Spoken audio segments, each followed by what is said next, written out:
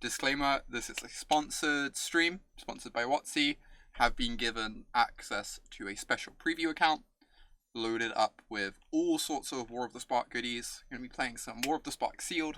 It's going to be amazing. Cool. Disclaimer, it now exists. It's now out in the wild. Alright, do you think the Mono Blue Archetype will survive the new expansion? I think it will still be good. I think Blast Zone's pretty scary. I'm somewhat scared of Blast Zone. But outside of that, I think the deck should be good, right? Spell Pierce is good against Planeswalkers. Sorin seems decent. Krenko is awesome.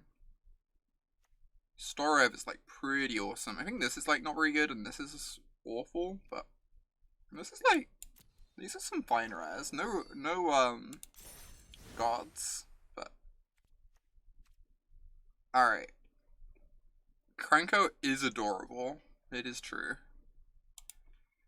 Alright, so I guess we can look at the uncommons to start, since we know what the rares are, and see what those are. So we have, this is like unplayable. This is fine. I think these are like okay-ish. I don't think they're terribly impressive. Because like, +1 counters is more like Selesnya, right? Maybe I'm underrating them. Evolution Sage seems really sweet. Bleeding Edge is absurd. Basically Ravenous Chupacabra. Not quite, but you know. Generous descriptions. I think New Liliana is going to be good in Standard. I'm not sure how good, but she's going to see some play, right? Ooh, the Cyclops is really good in Draft. I imagine it's going to be worse in Sealed. It's going to be hard to get enough instances. Ooh, Vrasker is A+. Angrath is great. Death Sprout is great. Alright, we're playing black. I'm 100% playing black cards.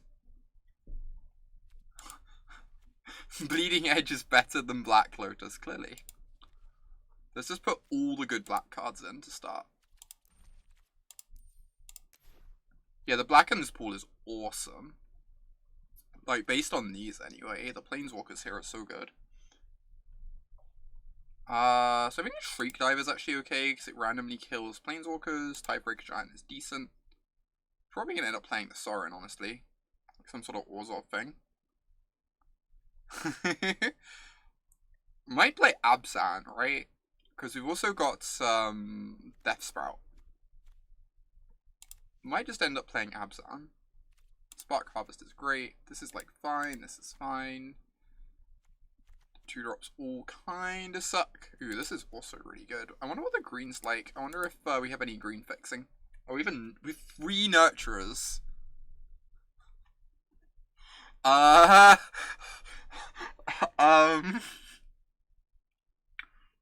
my god. But Krenko, but Nurturer. We're gonna have so many 4-drops. It's gonna be great. Jeez. And we have 2 Grizzlies. Ah! This is great. Oh yeah, all the 2-drops in this set suck, July. They're really bad. Oh yeah, New Horizons is good with Proliferate. Evolution Sage might be good with all our Planeswalkers, honestly.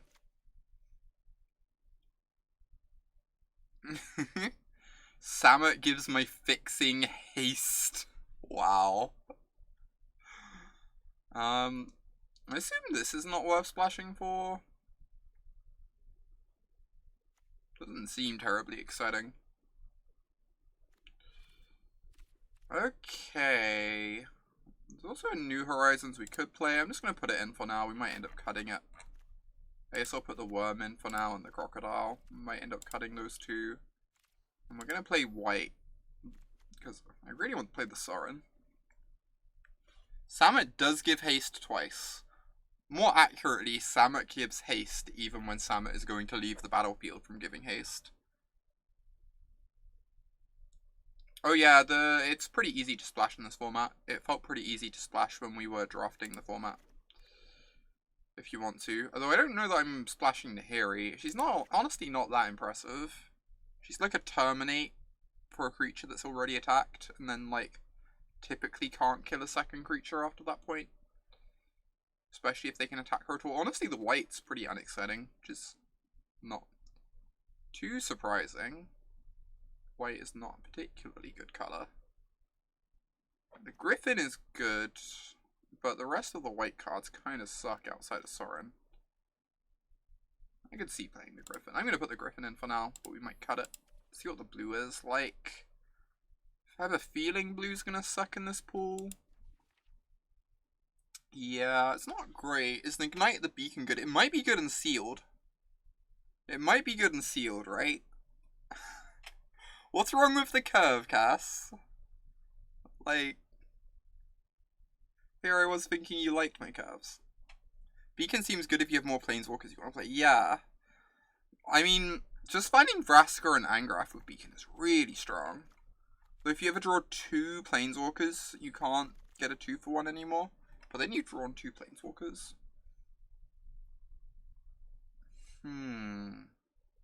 Tamiya's Epiphany is really good, but we already have like lots of card advantage and 4-drops.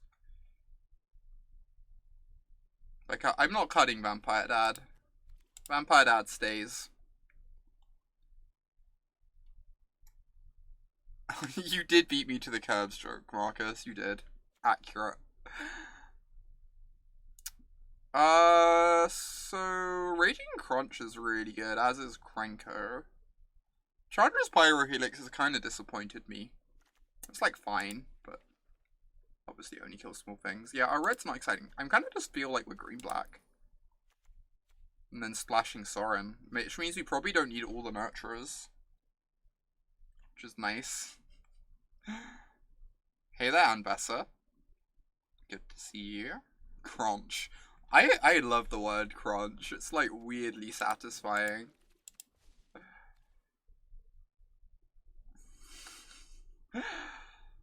Alright, are there any cards we're missing? So I kind of like to cut some Centaur Nurturers, I think.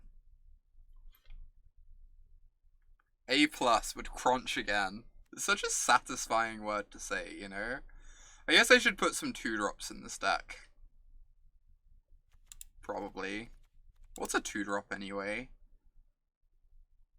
I know this card is bad, but I kind of feel like I'd rather have it than like a 2-1. And just treat it as a 2-drop. It just trades with my opponent's 2-drop. And that's all I ever expect of it. Yeah, just play Duskmantle as a bad. I think that's kind of where I'm at.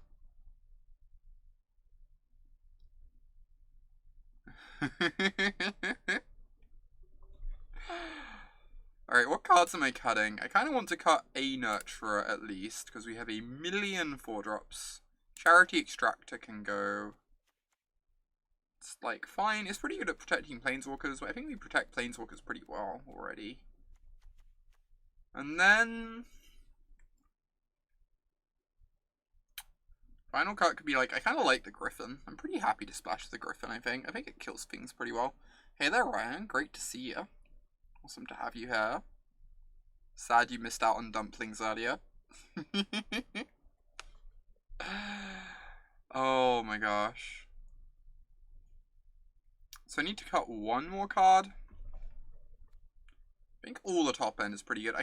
I'm gonna change the mana base and remove a planes. I think it's possible I could get away with cutting a Nurturer. And that'd be fine. Or I could get away with cutting the New Horizons. I kind of like New Horizons with the Evolution Sage though, which is pretty appealing to me. Just having something that can put a +1 counter on things, so the Evolution Sage isn't just synergizing with our Planeswalkers. Seems interesting. You had Sage, you're excited. Oh my gosh. How many white? So we need 4 white sources. So I'm going to play Death Sprout, which is a white source, essentially. I'm going to have 2 pieces of Fixing Minimum, which is 2 white sources. So I'm going to go down to like 1 plains. Liliana's Triumph is not good, but I feel like I'd rather have it than another 2-1.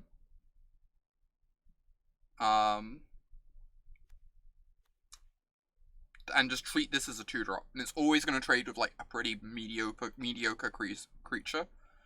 But at least it has the upside that if the mediocre creatures trade off, it can do something like a bit better than, you know, be a 2/1. Is my thinking. Like, it's not a good card. It's a pretty bad card. But I think I'm okay with it. I'm gonna cut a piece of fixing. I don't think we need all this fixing. Yeah, but the Edict has more upside, right? Than the 2/1? The Edict has more upside because if the 2/1s trade, No if pressure, 2/1s but and I stuff just trade put off. you in our AMC London fantasy draft, so please crush everyone alloy deadly. I'll try my best, Dokomoy. Thank you so much for the 8th month resub. Really appreciate the continued support. Oh my god, Marcus. The best upside of casting a Liliana's Triumph is that your opponent will be terrified that Liliana is in your deck. Discord is the best. Thank you for setting it up, and thanks to everyone else for being there and making it awesome. Aw, Hickahook. Thank you so much for the 2-month resub. I'm glad you're enjoying the Discord so much too. The Discord is great.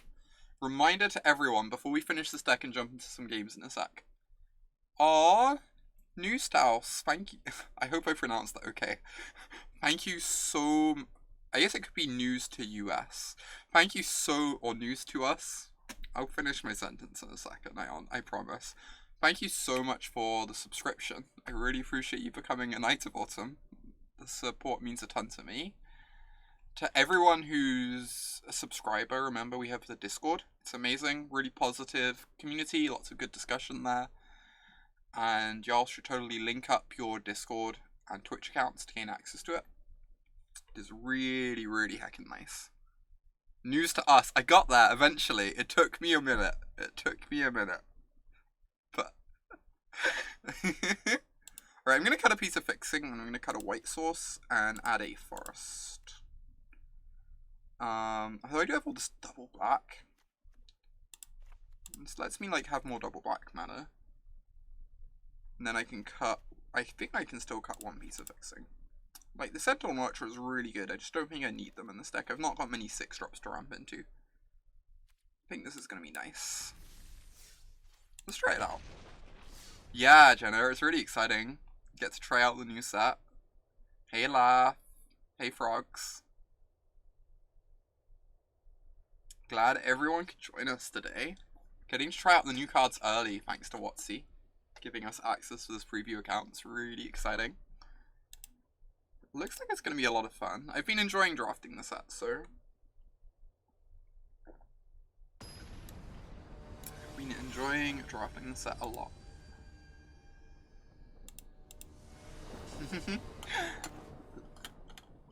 I hope it does cucumber. It seems sweet. I'm going to keep this. I'm going to draw lands. This hand is like... really, really greedy heap, but it's got Vraska, which is maybe our best card.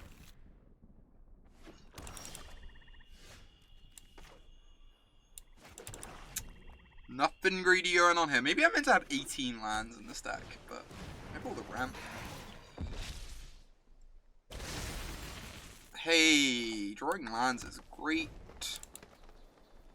Hand does nothing all game. A+, snap it off. Why would we not keep? If, wow, I can cast my band together because it's up to 2 creatures I control. Powerful magic is occurring. New game board is sweet. All aboard the Citadel. Alright, land. Good. It's kind of sad. I'm gonna lose my Vraska. I think I do have to cast her. Oh, I should open up Deckmaster, shouldn't I? I'm good at what I do. The presses deserve whatever I feel suits. So, alright, open do that one. Why are those forests separated? I'm not sure. It might show the one that, like, was played most recently or something. Oh, it doesn't work yet. Okay. Derp. So it's actually correct to not have it open for once. Vraska token is very sweet art. My assassin. I don't think I want to block any of these. Are they all attacking me? That's kind of ridiculous. I think I'm just blocking the 3-2, right? It becomes a 2-2 amass. But then the next Death Toucher can take that one down. It took up some damage. Oh no, it makes this a 3-3, which is even better because then I get rid of both bodies, essentially, with the next Death Toucher. Yeah, I think this is fine.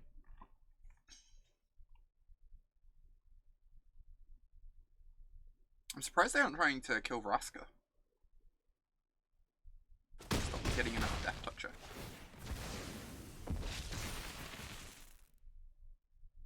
Oh yeah, the sparks. It's really sweet. I wonder if any of this is...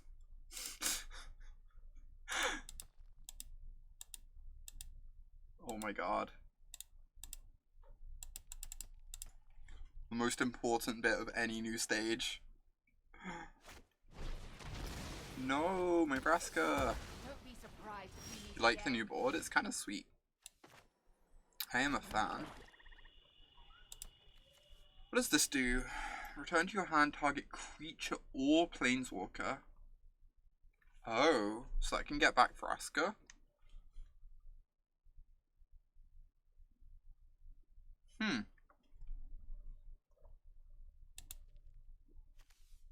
Or I could just play... I guess Angrath gives this menace next turn.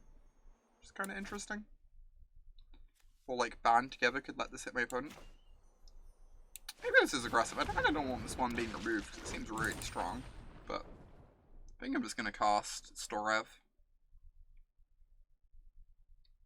It's possible I'm meant to lead on Angrath and try and like bleed my opponent's removal out and save the Storev for later. But at the moment it feels like it's like potentially fairly easy for Storev to connect. Whereas if the board gums up, that becomes a bit tougher as the game goes on. Interesting. So we just don't block because the 1/1 can protect a Planeswalker later. I'm just gonna go ahead and make my 7/6 and start killing my opponent. This plays better against removal. Whatever. You missed. Yeah, the building was pretty quick. So what I'm planning on doing is I'll probably only play like a few rounds of every deck and then just scoop and move to another deck build. Because like building the deck and playing those first couple rounds is the funnest thing, right? There's a 4 mana Quench Keystone. There's no like 2 mana counters that I'm aware of. Okay, so the worm would have actually been pretty good against the cruelty. We'd have at least got a block out of it. Ooh, this is nice. Pretty worried that if I play the worm.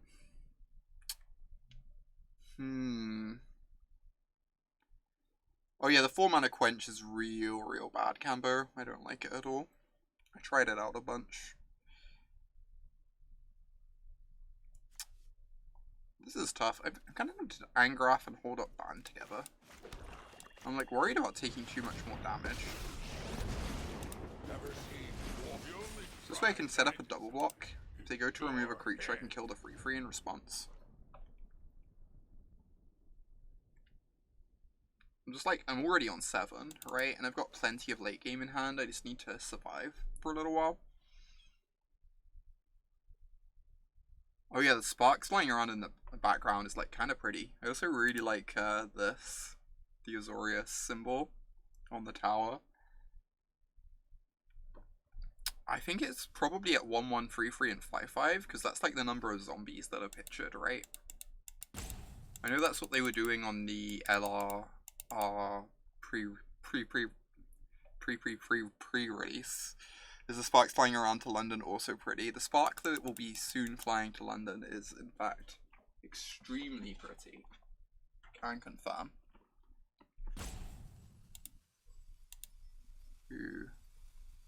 Okay. Oh, did I not pass because of this? Derp. I'm sorry. I should pay attention to when I have priority. Pass 2 blockers. Block your 3/3. See if we can get a trick out of them.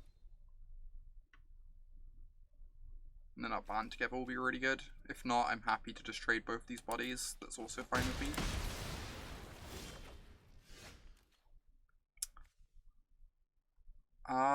So I can just cast the Worm. Seems pretty nice. I get a 2/2 and cast the Worm.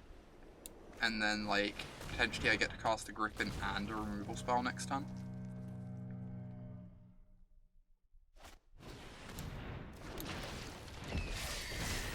I've been kind of enjoying Amass in Limited. I'm not sure how it's going to play out in Constructed, but in Limited it's felt actually kind of sweet so far. I'm just going to try and get them dead. We don't need to protect the Angrath anymore, now it's on 1 loyalty.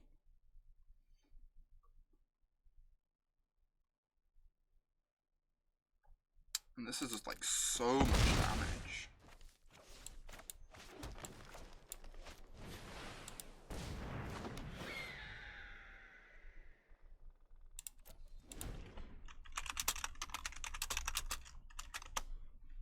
Alright.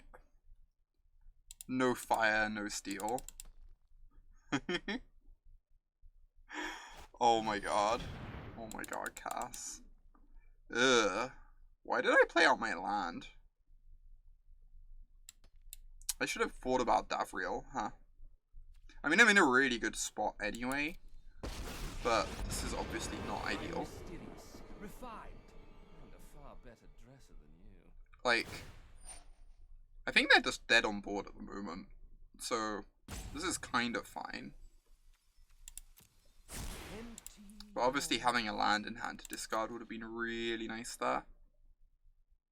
Because we kill a creature and then all our creatures have menace, so they can't even jump block here. So they need like the hexproof trick. Awesome.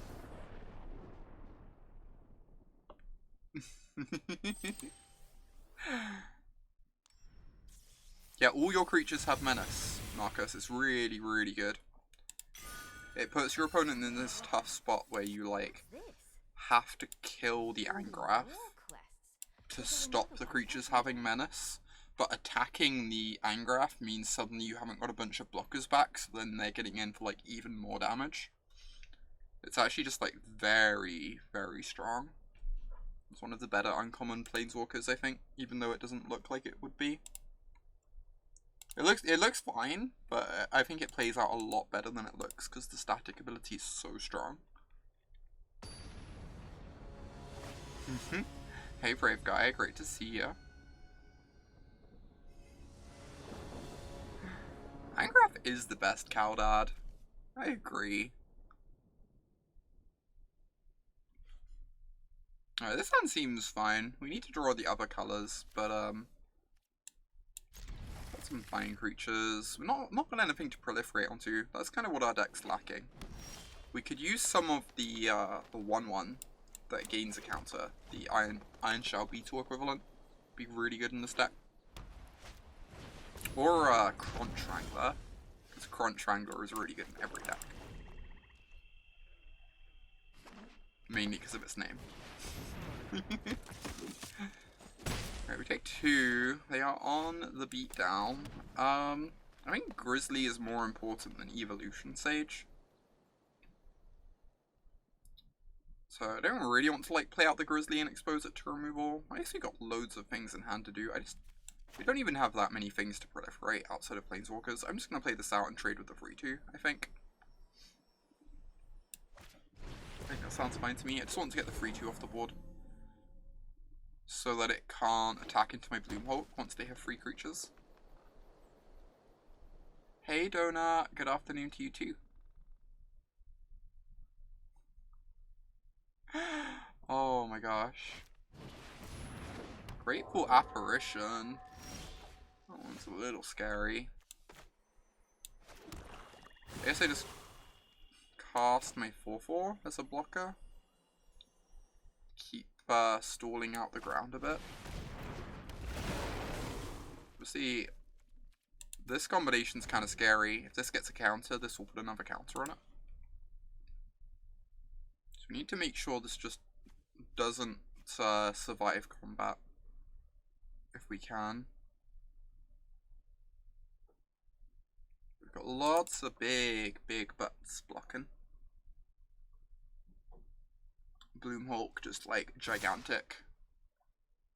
Apparently we are dead. I mean, I'm gonna block your creature. This could be the +1/+1 first strike. We can't kill this if they have that anyway though. Could also be giant growth. Thing is, we can't play around both giant growth and +1/+1, so I guess I'm just blocking like this. At least I get to like eat the 2/1 almost guaranteed, which is something. What just happened? Assume our opponent has not read this card. It only gives the pump to flyers. It's actually not a very good card, I think. I think it's quite bad. Just because if you have lots of flyers, you're already killing your opponent, right? Typically. Oh yeah, we're wasting a lot of proliferate value this game. Do anything for a +1/+1 counter. Alright, they got to save their 4/3, make it gigantic. Still trades with our 4/4 though.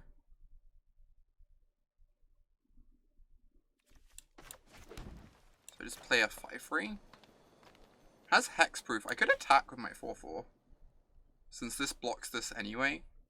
I don't really want to miss out on 4 damage.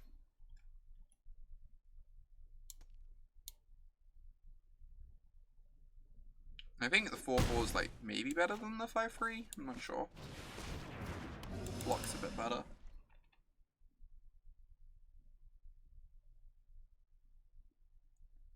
Yeah, I think it's pretty narrow, Emily. I'm not a big fan of the card. Okay, I still get to block the battalion if they minus, so that's fine. I get to attack Ajani next turn and trade it off with the battalion, with the crocodile. So I'm kind of okay with this. Ajani's very good though. Oh no, the attack means I can't, means my attack's bad.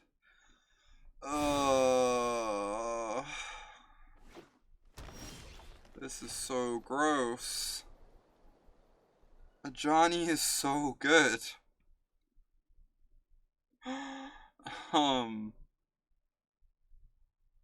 We have a problem. I don't actually know how I win this game. I guess I just have to attack both my creatures at Ajani to get the apparition off the board.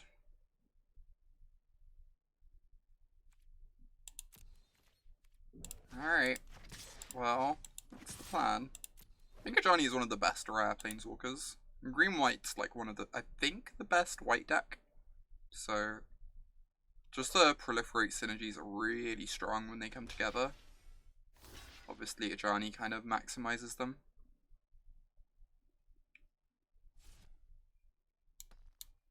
Which is really nice.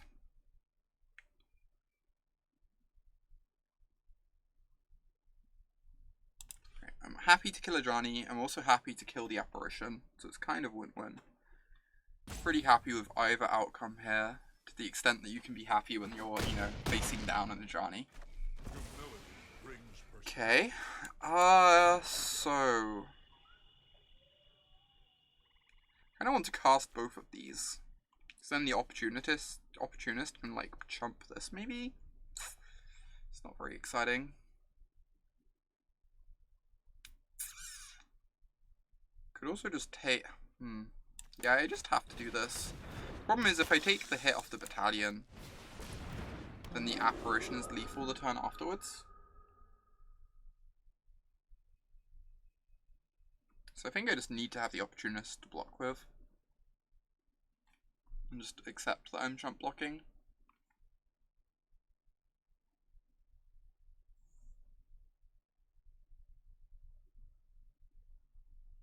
Jeez, this apparition is really good. The card is like just very, very good. Any sort of counter effect, like, it's Especially if you can make it a 2-2 and it gets to start growing itself. It gets out of control. Oh, they just have a 4-4 flyer now.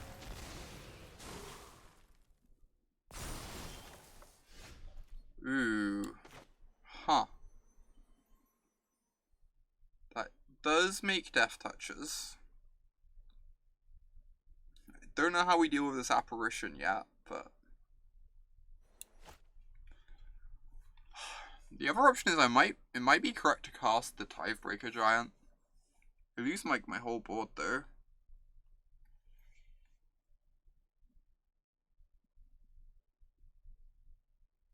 Just because I need a removal spell next turn for the apparition, right? Or else I die. And it digs me a card deeper. And I can just double block this. It's a pretty miserable double block though.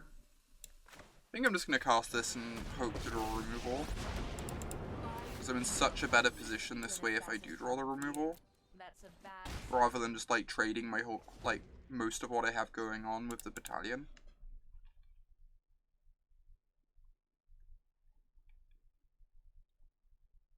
But it's obviously scary.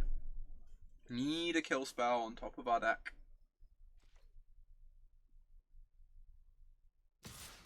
Oh wow. I guess, from their perspective, they don't know about the Tithebreaker Giants. They don't know that this, like, essentially stands to would have stood to kill us in 2 hits. And they wanted to get the death touches out of the way because of the one. It makes, like, tons of sense. It also gives us a chance. Yeah, the Griffin would buy us a turn. It's not the most exciting, but, it's true that a Plains lets us buy a turn from the apparition. Yep, holding up B. Hey, found it. Alright, chat. I think we might be okay. The Thrumming Bird is very good, agree. I think it's like one of the better white cards. And this finds a white source. It's so annoying, they got the extra counter on this. But I can double block the 1 and go to 1. So if my opponent doesn't draw anything, we actually might win this. So I can block all their creatures.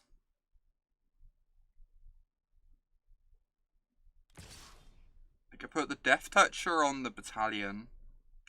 I double block the worm and I take 3 and go to 1 and just like barely cling on. I even get to keep one of these two. I need them to have literal nothing. But if they have nothing and these are their attacks. What?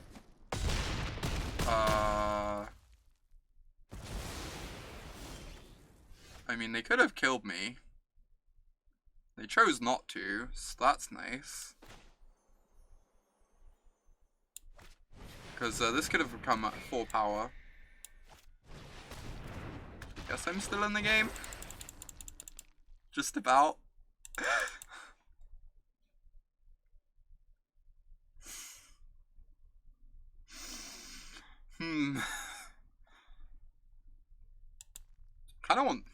Kind of need them to attack with both. If they just attack the worm, they get to like either edict me or get the Storev off the board. Whereas this way I can get the 3/3 out the way, which means my Storev can attack them and get back Vraska from my graveyard. And then the Vraska makes a Death Toucher for the worm. Eep, eep. Okay, that keeps me alive. This game is sweet. Don't really know quite how I'm still alive, but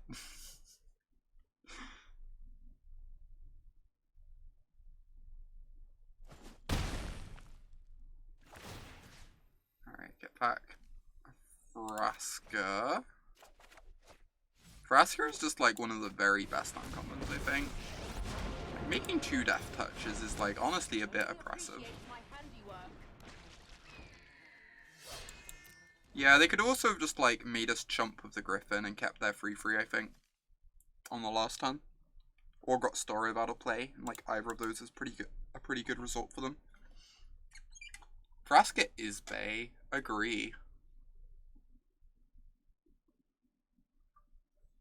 Yeah, Vraska is one of the best uncommons, I think. Very best uncommons. I think my favourite uncommon planeswalkers, I really like Vraska and Kasmina. I think Kaya is actually, like, pretty obnoxious. I lose my flyer this way. I think it's fine though, because the Death Touches can actually attack as well. And actually grow in the process. My opponent is going to draw lands at some point. Huh. This is pretty good. This is pretty heckin' good, because now the Starev tramples over the worm. Which means I can get back anything I want.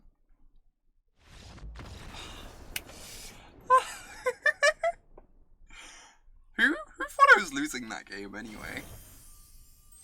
I think some of you thought I was losing that game. Don't know what would have given you that impression. Meets Chupacabras anyway.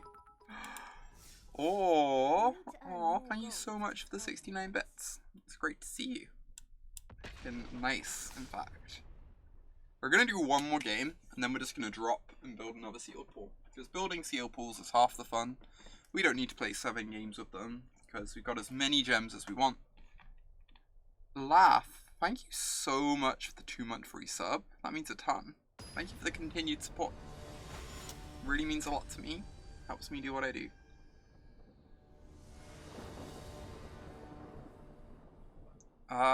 This seems good if we draw lands, so I'm gonna keep, as always. Let's set fire to 1,000,000 gems.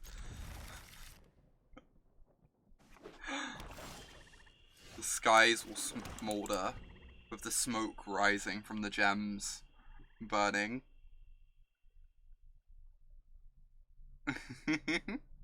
Awesome, Cass. I'm glad to hear it. Oh no, the expertise thing has been around for a little while. It's just, if you've had an account for several months, then you predate it, and if your account predates it, you never had to do it.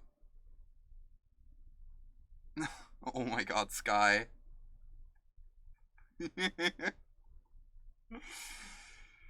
How if I draw a swamp, and they play a 2/2? Only a few things need to go right in that equation.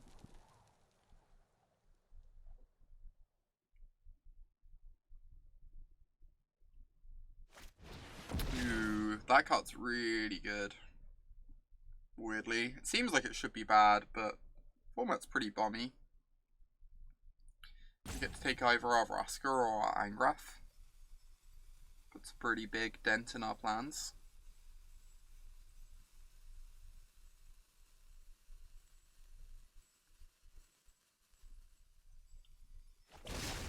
But the Angrath. Okay, so the Angrath is the one we could cast. Couldn't cast as easily, because we'd need to draw a second black, but it's also a bit more powerful here, I think.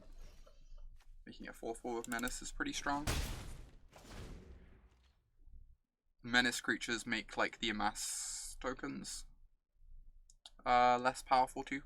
Our opponent seems to be in the Amass colors. Ooh. Interesting. Huh. Grizzly is nice. If I draw a land, I can start trying to draw cards. Do I want to attack my 2/2? Or, like... You want opponent to play 2 more swamps for a Bolas? Stream Decker still thinks I'm playing Hardened Scales. Stream Decker is incorrect. Maybe I should turn Stream Decker off.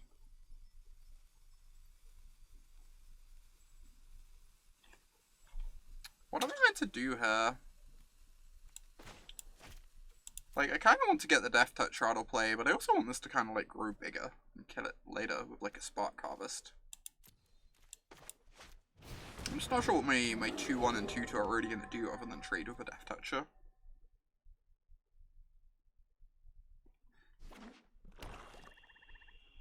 It's a very good sealed list, Arc Bounded.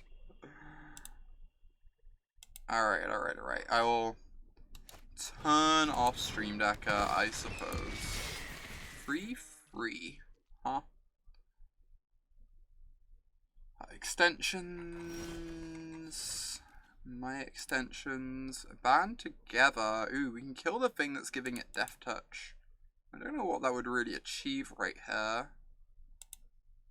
But it's a thing I can do.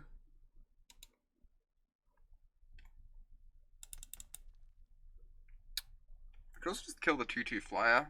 It's like pretty annoying for my Vraska. Though it's a pretty good target for Bleeding Edge. Just gonna pass the turn.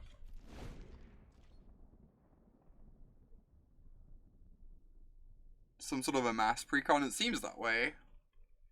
Seems pretty strong.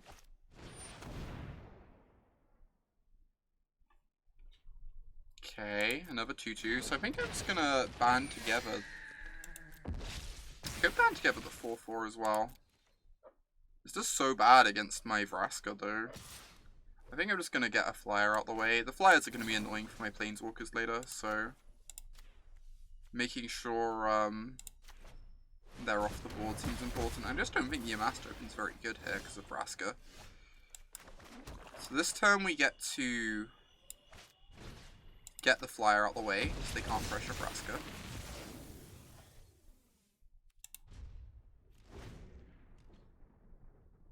The Deckmaster doesn't have the new cards yet, Sadie, so not able to see them all anyway. Which is why it probably looks like it's not working. I'll see you, Lurch. Good to see you in London too. Hope the flight goes safely.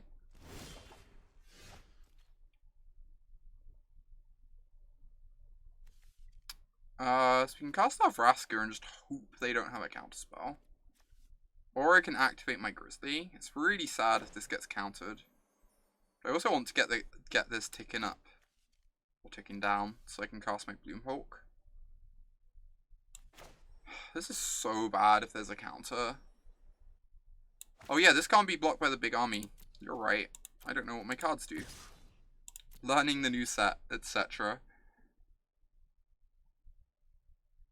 I could just activate the Grizzly and not take any risks. This is my first sealed.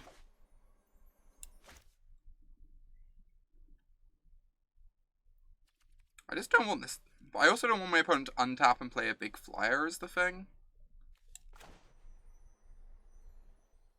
Maybe this is bad.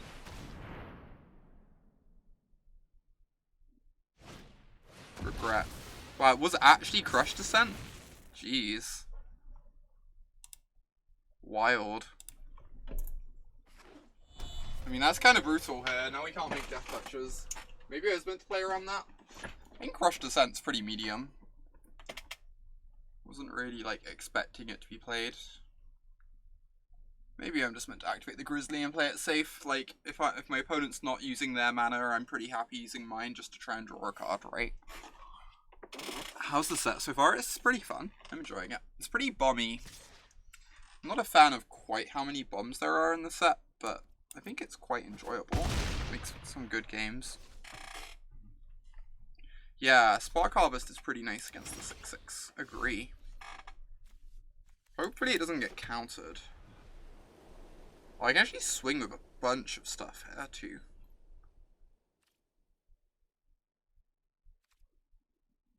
I guess I just start by swinging.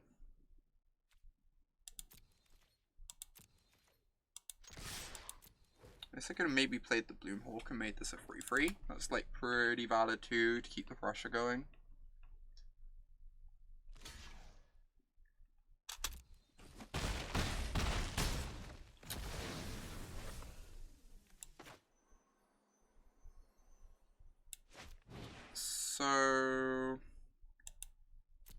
guess I'm just gonna...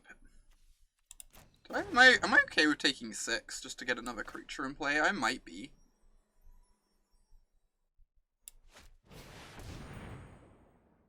It's pretty bad if they have the Essence Scatter effect, but just another Crush Descent. Jeez. Alright. Interesting. God has been, like, surprisingly good this game. I guess I've just been running headlong into it, though. I'm not really paying it much respect. Also, this is, like, sealed, so my curve is a lot clunkier and higher, which is probably making it look better, too. My experience in draft was it was not very good, but... yeah, opponent has been getting very good value out of them. It's been really frustrating. Yeah, for sure, Cass. The curve of this deck is very high, which is really helping out the Crush Descents.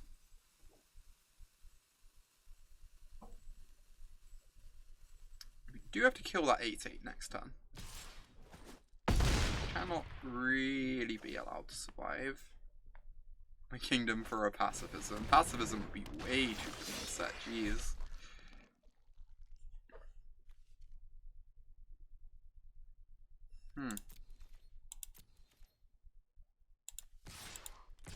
So I actually kind of want them to block here. Grow the 8/8.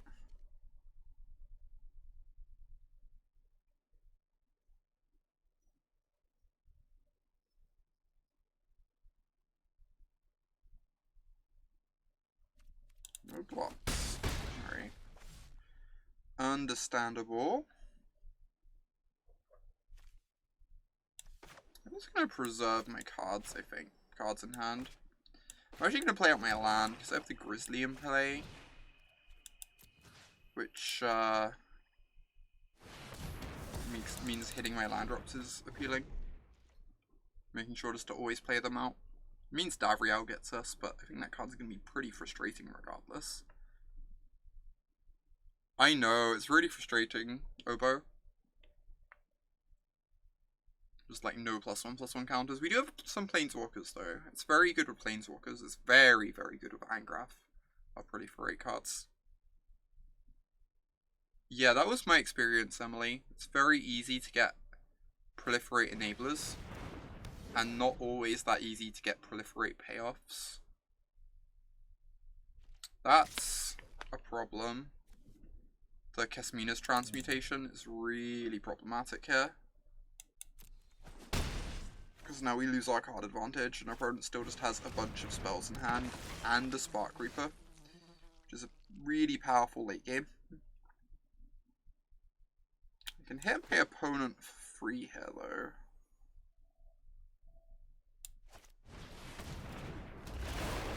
And the Bloomhulk blocks very well.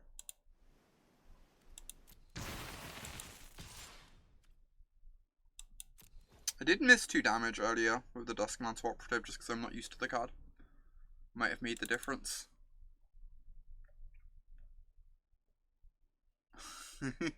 Oh my gosh, Obo. I'm not gonna say I accept full responsibility.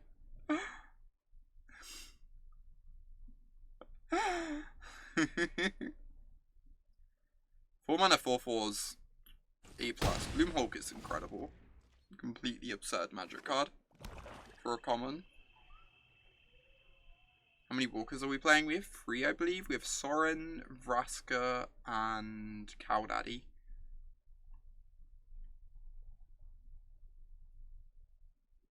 So we have some good ones. Some pretty good ones.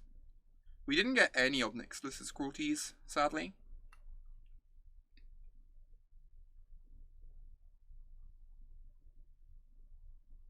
I hope they can't kill the 4/4. That would be upsetting.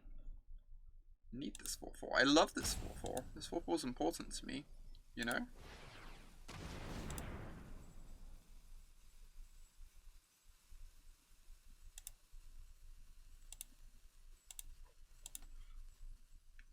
I have not submitted my deck list yet. Pretty much know what it's going to look like, though. Oh yeah, the set is very powerful, Fex. It's quite a powerful set for sure. Alright, we got the Frio. I'm just gonna drop here. We played some games with this deck. It feels pretty good. Grindy, good card advantage, good removal. I kind of just want to build another Seal Pool. Take advantage of this account. Yeah, I'm playing Hardened Scales for the MC. I'm very excited for it. I think the deck is awesome. Classic Frio drop. I wouldn't normally Frio drop. I don't normally have access to a preview account, so... Ooh. Sarkhan, Bonsu, Red Horde Invasion.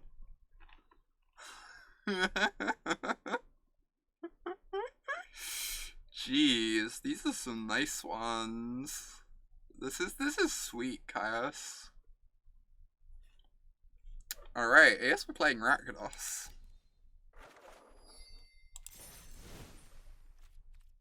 Right. So on to so the black cards, we're just playing black, right?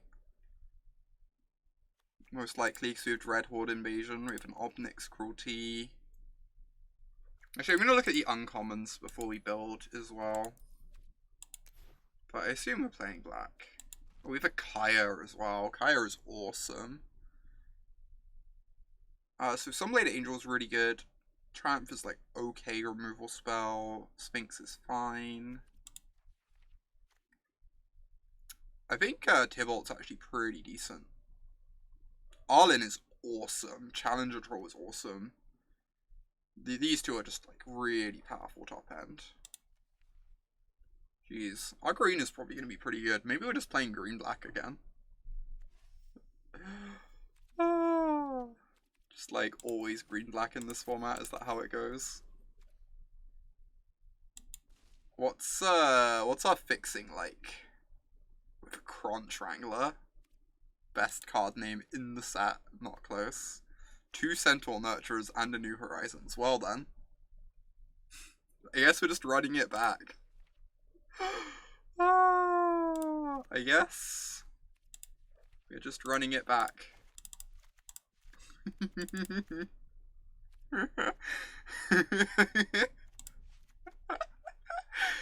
Oh my gosh, this is great. I could get used to this only play black-green format, you know? Could get used to it. Our green is kind of absurd. Our green is a little bit absurd. If we just have like over half our deck is green, I'm like super happy about it. Oh yeah, green's the best color in the set. Really is. Cruelty is awesome. Toll of the Invasion is pretty good and sealed, I think. Shriek Diver is fine. Herald is decent. God Eternal Bontu is probably playable, maybe, question mark, ... I think Coatli is not very good. Like, I never liked High Alert very much, right, Kaias? And do not believe Coatli to be better than High Alert, typically. Hippo is decent. We already have some good 5s, but I guess I'll put it in for now. Kaya is unbeatable. Now we get to splash things as well. Just like, what a life, you know? What a life. Oh, Tower Defense High Alert. I never got to do that, Jenna. When I played Two-Headed Giant Sealed with Steph, my deck had 2 High Alerts and a Tower Defense. I never got to cast Tower Defense with High Alert in play. It was really, really heartbreaking. Oh, Kyra is awesome. She just kills 2 creatures for 6 mana. Like, double terminate a lot of the time. Very impressive. Big fan of the card. Harkonnen Spy. Thank you so much for becoming a Knight of Autumn. It means a ton to me. Really, really appreciate the support. Everyone get some love in chat for our new Knight. Welcome them. Welcome them to the Knighthood.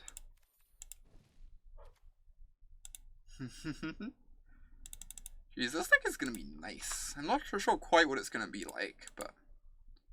Oh yeah, the Angel's probably better than a Primordial Worm. I agree. I actually quite like Primordial Worm. Primordial Worm is better than it would typically be in this format. But... oh, thank you so much, Harkonnen. I really appreciate that. Yeah, I'm hoping London goes well. I'm very excited for the tournament. And for other things relating to surrounding the tournament.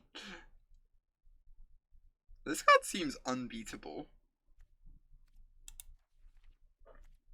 The rest of our red is like fine. It's not very exciting. What makes it better than usual? Oh, as in on the Primordial Worm, I thought you were referring to London. I was like, is London particularly large compared to most other MCs? I would love that Injectilio. I really hope that happens. It's really frustrating. I think our red's not very good. But I really want to play... what's it called? Play Sarkhan. Do we have any of the stupid artifact? We have a... what's it? The 2-mana artifact we don't.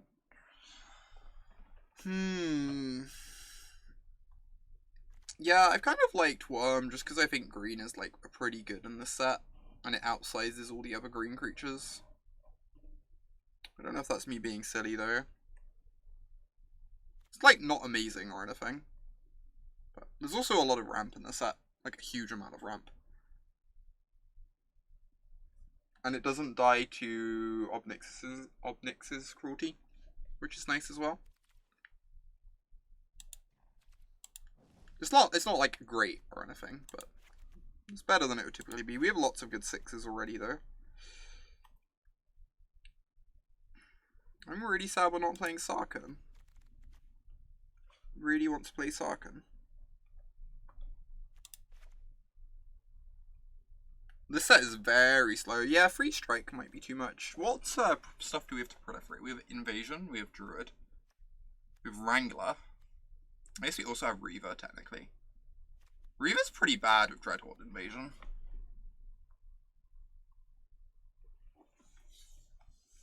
Hey there, Mason. Good to see you. Just because pumping your Dreadhorde Invasion by 1 doesn't really feel like it's worth half a card. Maybe I cut the Shriek Diver. It's like decent, but could play something like this. 3 Wanderer Strike is probably too many though. Is it bad that I want to just like add the Sarkhan? I kinda want to. Aw, Lupo. Thank you so much for the Twitch Prime sub. Thank you for becoming a Knight of Autumn. The support means a ton to me. Really helps me do what I do. Everyone get some love in chat for our new Knight. Do I want to stream Mono Red Super Friends together next week? Sure. In. Deal. Sounds great. Oh my gosh.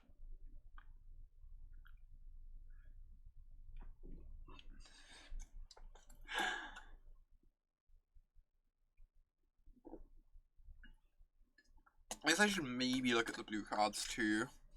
We didn't actually do that.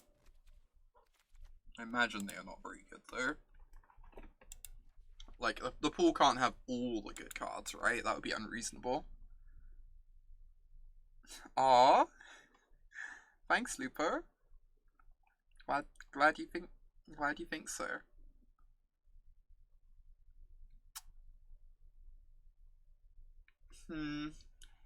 Does the white really that...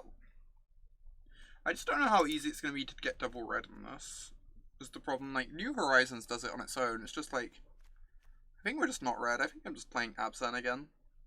And we're going to cut some white sources for the other colours, most likely.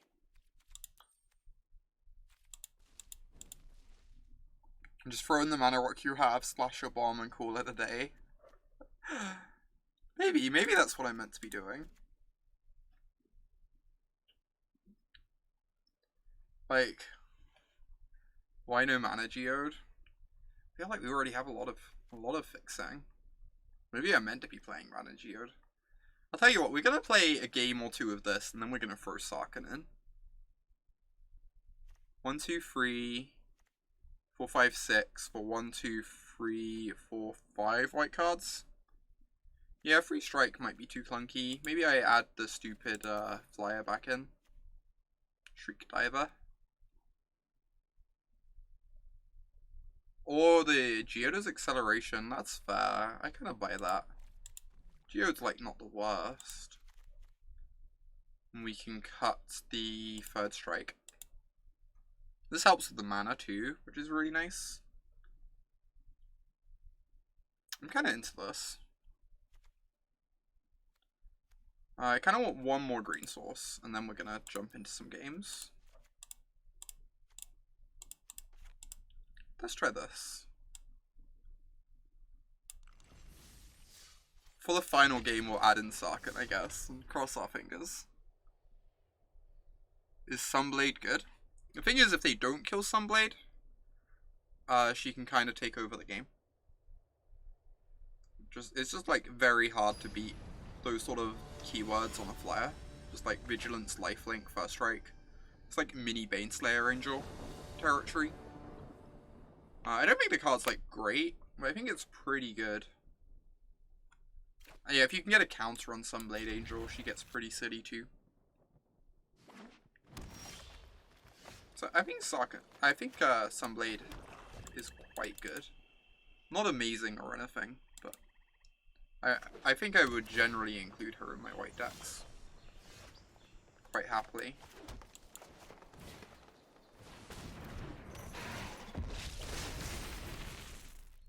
Sunblade, the worst Healer's Hawk. Oh my god. I mean, a lot of things are worse than Healer's Hawk, let's be honest. Healer's Hawk is a high bar to clear. I don't really need another land. I'm gonna get to 5 mana with this. I don't think I attack. I don't really care about the War Screecher. Doesn't feel like it's worth a giant growth.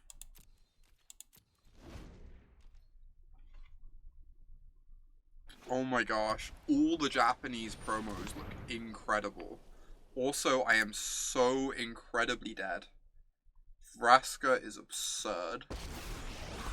It's so good against our green deck as well. Jeez. Gross.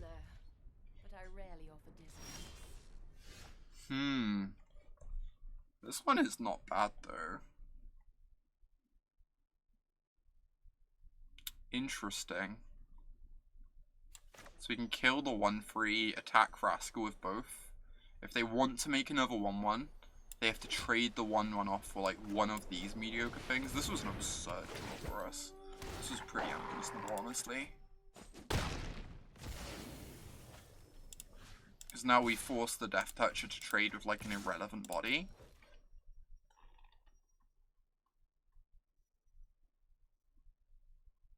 To skip the tutorial, go account, click settings and then account. Freed. Is the wolf called Voja? Voja is my friend. Look at the pupper. The pupper is adorable.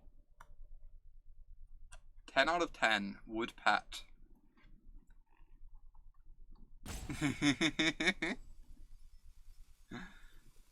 Is very good friend. A suitably good friend that I don't think we need to see the battlefield anymore. We're just gonna look at the pupper.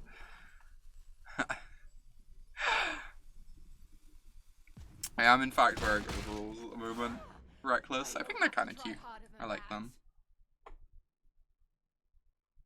Cass and Mir, friends to Autumn. Wow. I would hope that's like more than friends, Max. TBH. Vraska's passive is that the Death Touches grow when they hit the opponent or a Planeswalker.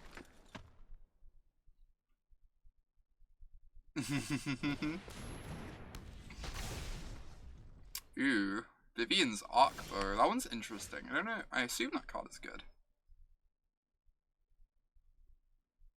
Not just gals being pals.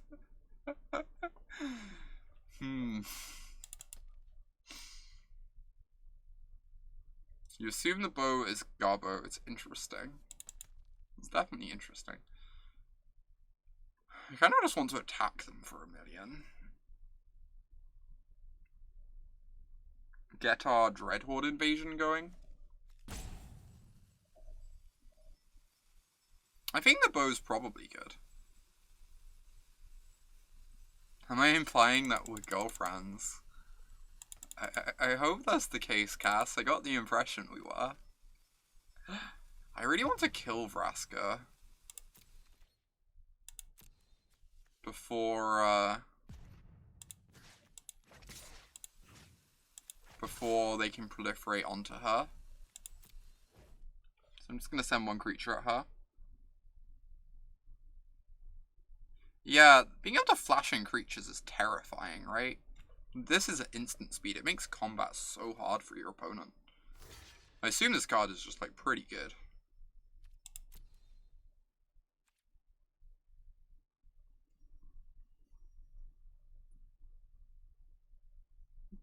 Obviously it had to, Marcus. It's an important clarification.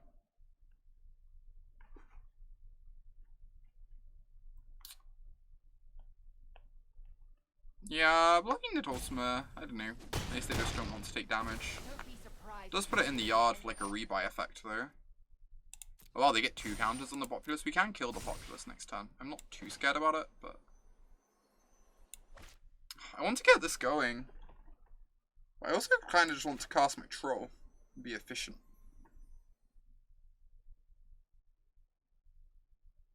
You know, run over my opponent with my 6/5.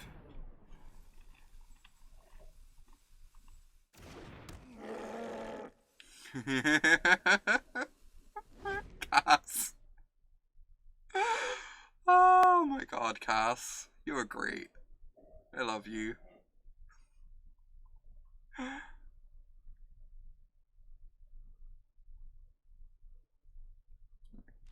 pretty scared of this Arc Bow if they just pass the turn.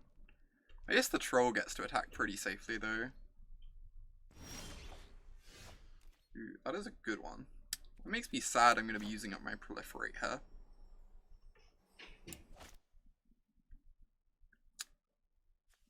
This is only a 4/4.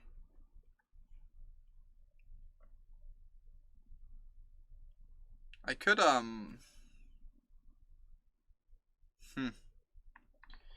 could just attack with this. Each creature you control power 4 or greater. So they can only single block this anyway, right?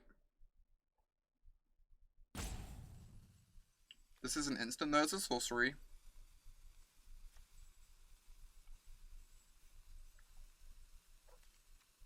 Yeah, it's a sorcery. It's kind of awkward here. I'm just going to attack with the Troll. We've got Giant Growth up. They can't really block this very well. Because Troll is, you know, gigantic.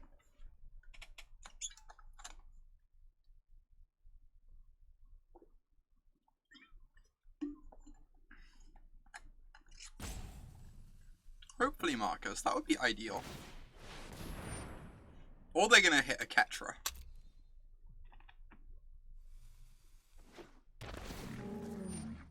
Marcus. You lied to me.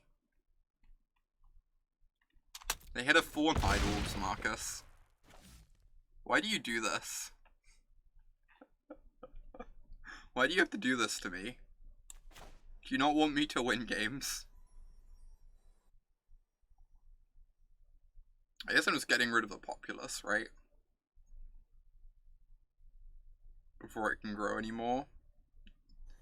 Casting the Dreadhorde invasion for my turn just feels so mopey.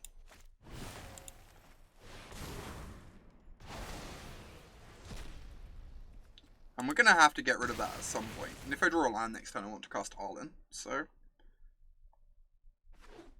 I guess, like, holding on to the strike until after Arlen is in play is pretty appealing, because then the wolves grow.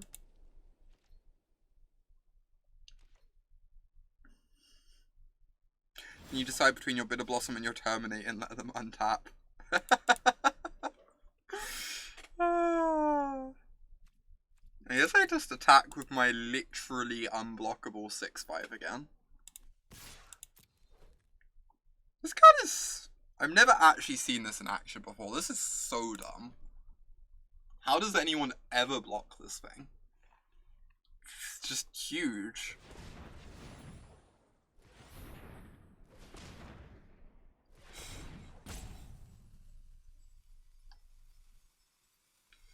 Challenger Troll almost... No, Plague White was actually unblockable.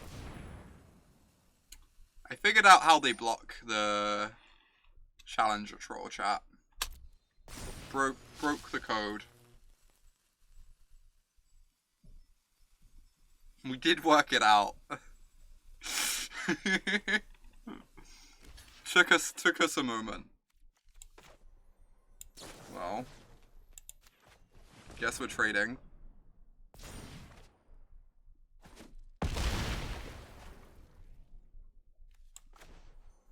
Get this down to start casting 6 drops next turn. Just never get to cast our stupid Bitter Blossom. Stone Rain you.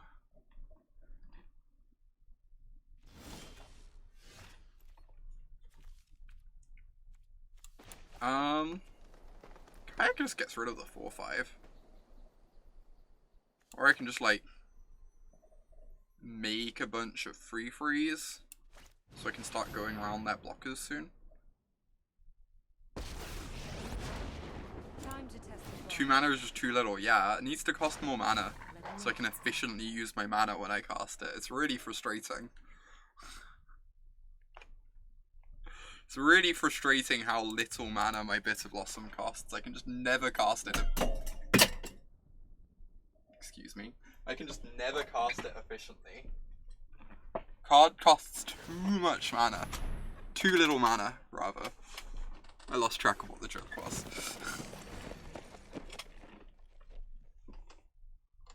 This bow has looked really good to me. I don't know. I guess at least they're discarding spells. Which is nice. Random 2-4, but they get to start tutoring up all the best creatures in their deck. I think this looked like decent. They turned a Crunch Wrangler into a 4-5. I'm gonna make you suffer. Costs them a card? Yeah, that's fair. They have been discarding spells, which is making it look a bit worse. I just don't feel like I can attack, because they just get to block really well. Is the problem, Marcus. They just like flash in a 4-4. Yeah, this is sealed, Muggy. We don't do that here, Marcus. What's attacking? How does someone attack, in fact?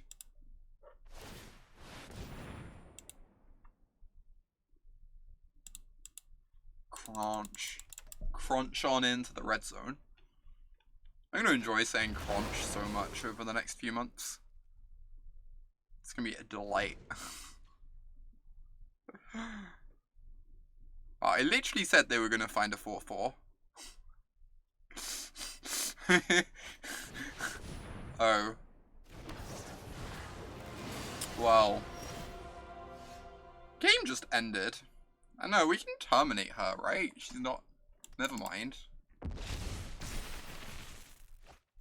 I guess we're still in this game.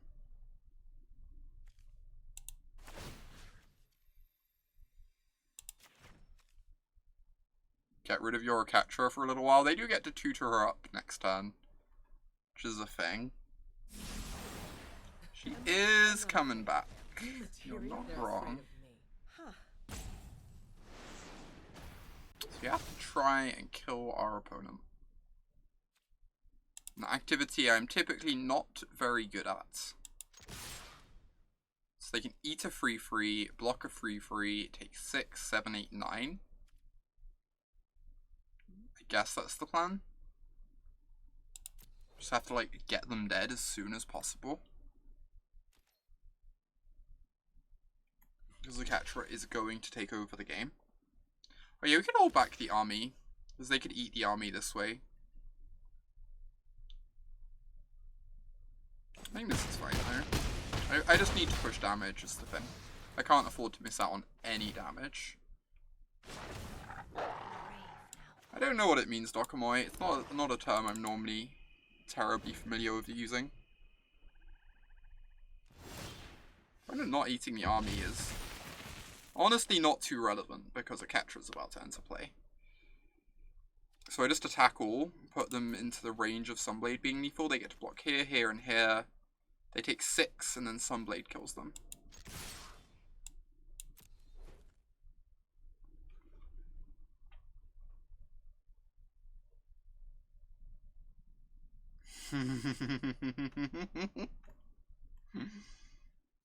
Wow. I love how anti-attacking my chat is. Sunblade is great. It's going to kill our opponent. To fly across for lethal. Yaya Free is one of the Japanese pros. I think it might be Yuya. It's either Yuya or Shota, but I lose track of the usernames. Oh no, Yuya is Bina, right? So Yaya is Shota. Yeah, it's Shota, yeah. It's Shota.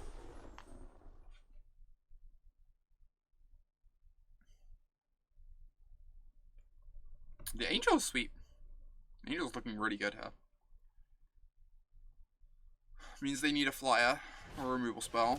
That's 2 blockers. They do not fly though.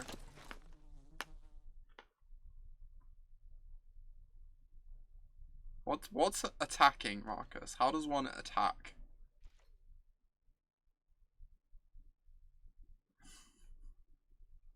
I don't think we're getting rid of this populace, except maybe due to like state-based actions when our opponent dies.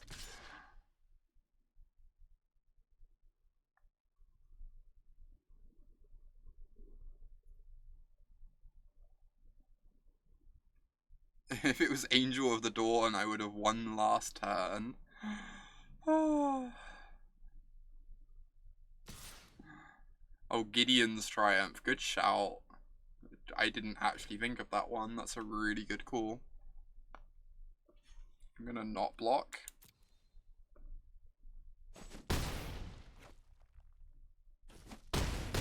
Oh, they did not Giant Growth their Ketra 3 times, so I think we win.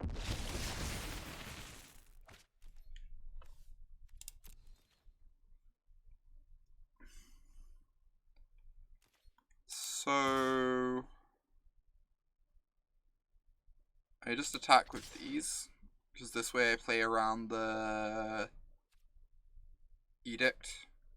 If they have anything, if they have the deal for, we lose, but Alpha Strike? What does Alpha Strike do that this attack doesn't?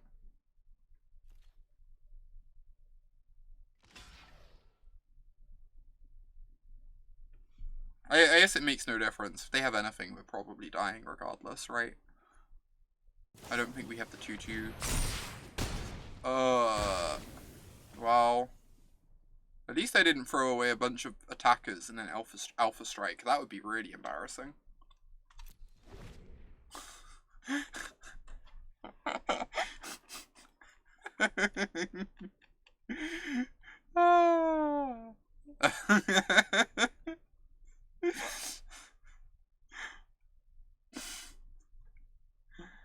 Oh my gosh.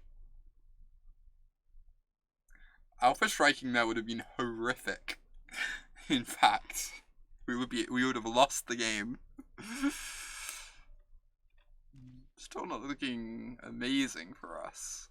We need them to not have a flyer for 2 turns, but our opponent cast Pledge of Unity, which puts counters on each creature and gives you a life for each creature. So they gained 5 life, went up to 7, and made their team ginormous.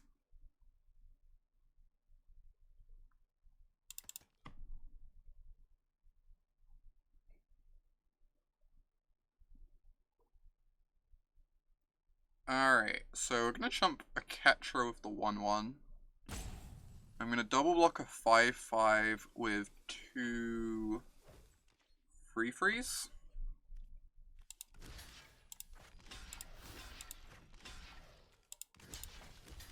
And just take 5. And go to 11.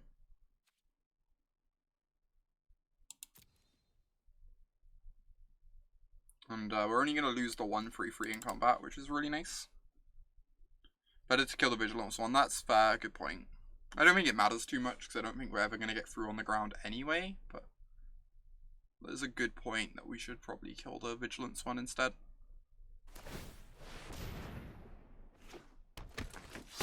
Crunch. Wrangling those crunches. As you do. Common, everyday crunch wrangler.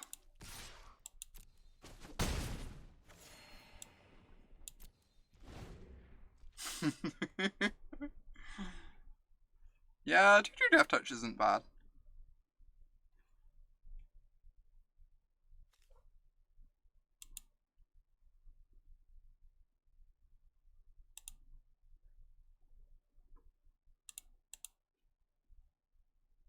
I haven't actually looked at the fantasy draft team name competition yet.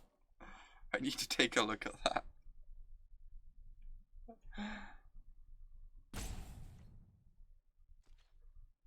Yeah, if they don't have removal or a flyer also does it, right? So I can... A moratorium on Crunch Wrangler puns during the meetup. It seems improbable. Wishful thinking on your part. I admire the wishful thinking, but I really do.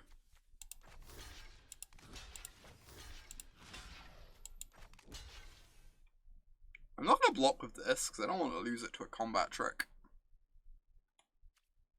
These blocks seem kind of great. Yeah, the elbows look decent, I think. It's not like great or anything, but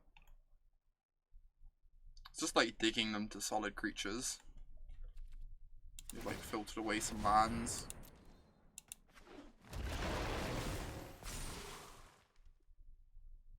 Hey there, Elise. Great to see you. Alright, Sunblade Angel just barely gets there. This was a nice game. Damn.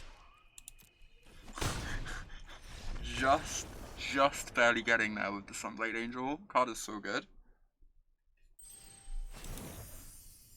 Card is so good.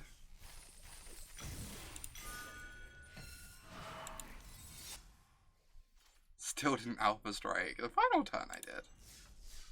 1-0. Arc Bow is broken. Arc Bow clearly better than a Catra because it finds your Catra. Guess who has a team name of Heckin' Cuties? I'm assuming that is Cass's team.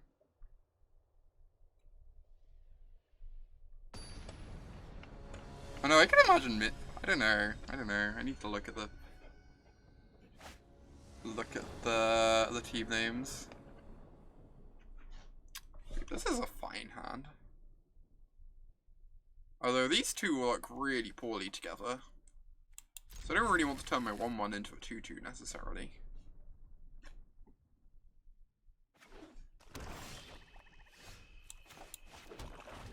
Greetings, friend.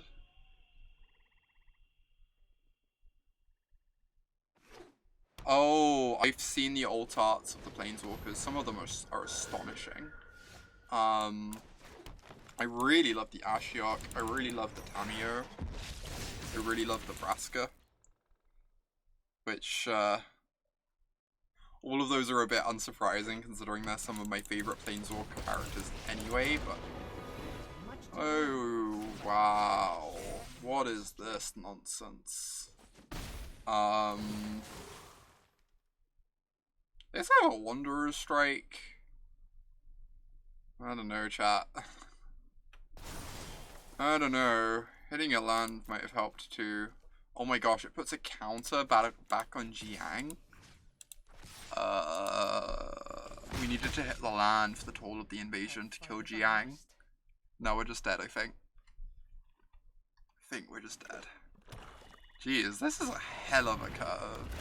What is this nonsense? What is this complete nonsense? We'll do this together.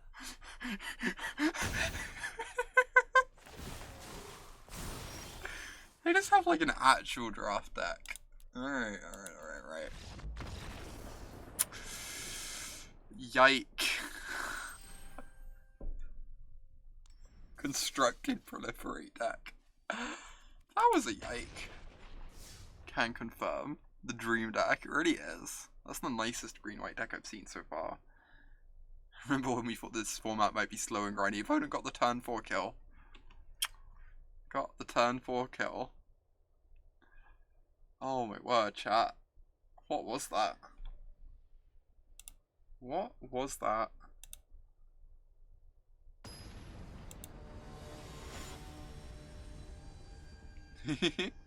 I'm glad you like the choices, Elise. Honestly, like, I kind of want, like, some of the artwork of Ashiok. Like, that Ashiok artwork is stunning. You did, Kirk. It was abrupt, shall we say.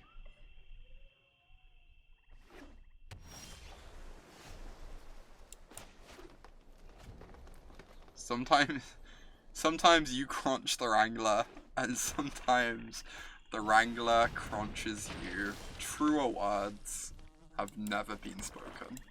Honestly. Truer words have never been spoken.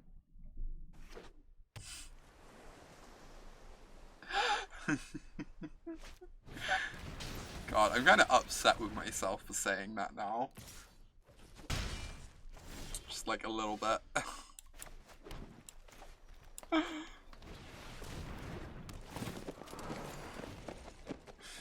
You wouldn't mind being crunched by a Wrangler. Oh my god, Kate.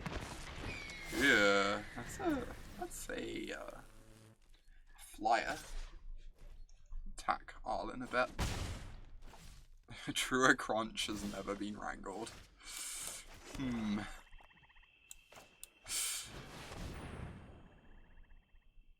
Get the angel down because it blocks the Shrieky. It afflicts the Shrieky.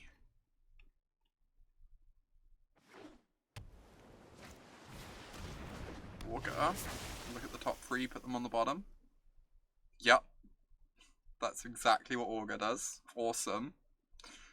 Glad we understand how that card works.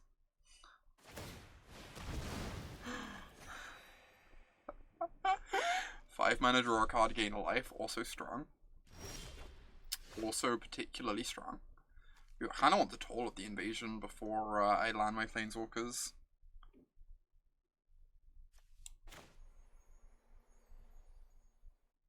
Just like make sure we take a powerful card out of their hand. Augur is good in blue-red, I think, but yup. Yup. Deal. Deal. I will take your owl. Seems strong. And then we have 2 unbeatable magic cards. They're gonna draw a Mind Rot, chat. They're gonna draw a Mind Rot. I can feel it. I can feel it coming.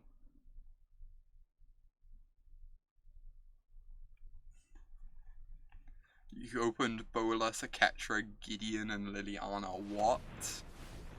How is that real, DC? What is it like?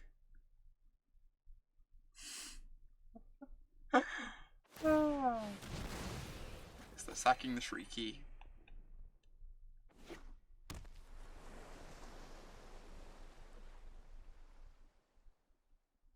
Now we get to start making puppies. Ooh. She's just gonna die to the Sunblade Angel. It's not actually too problematic, really. Oh, this is a good one. Have seen worse. I kind of want to do this now, because they're tapped out. They don't get to draw a card off the Spark Reaper. If I do this now.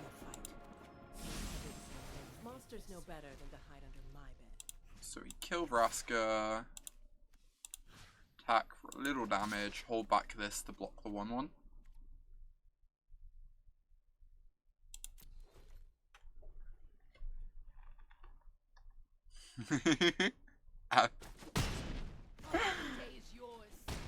Kaya and Arlen. Just shipping them, you know. They've done good work side by side. Angel can block the Death Toucher, correct. Excellent point. Well presented. Well presented, Squirmet. Maybe a better Magic player would have noticed that.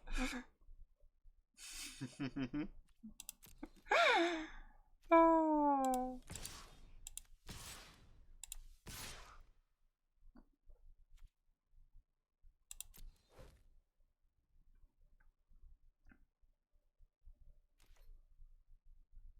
all the Walker ladies at one big polycule. Wow, if you say it's canon, it must be Kate. I don't see any reason why that wouldn't be canon. Sounds like the best possible timeline already. And like, if I'm dating Cass, then we must be in the best possible timeline at the moment, you know? So therefore that theory must be correct. I'm pretty sure that's how it works. I could maybe have played around Crush Descent there. Not really about that life, you know?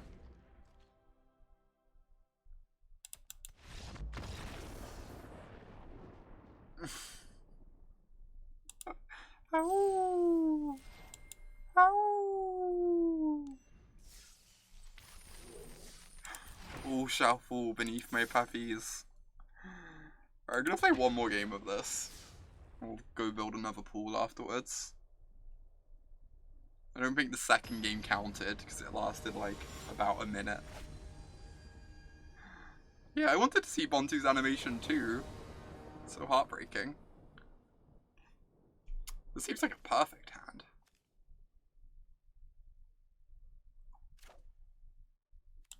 You know, slight details.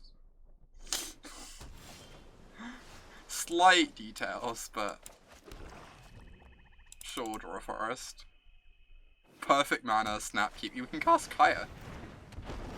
Almost.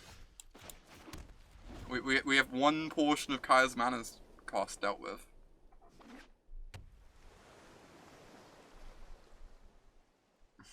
His hand can even, hypothetically, it can cast Sarkhan. Ugh. It's a magic card. Honestly, that's my assessment. You know, which is pretty smart of our opponent to put magic cards in their deck on. If we're being completely honest with ourselves. All right, Academy does a 3/3. It blocks the Prismite, the New Horizons. Teach you to win at your pre-release this weekend. Open Liliana. It's a strong start. Play green. Green is so good. Both, you know, in this set and in general, you know, in Magic, in life.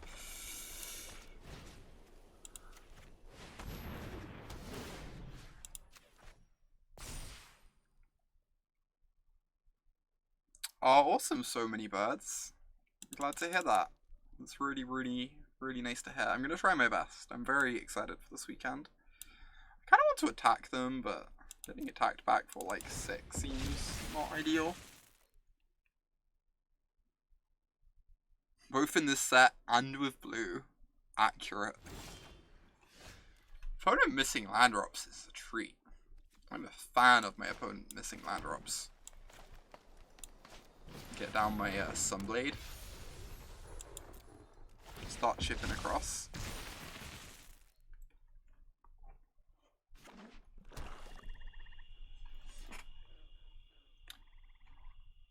I'm going to the MC. There's the MC this weekend here in London. I'm very excited for it. Chance to draft a new set and play some Modern.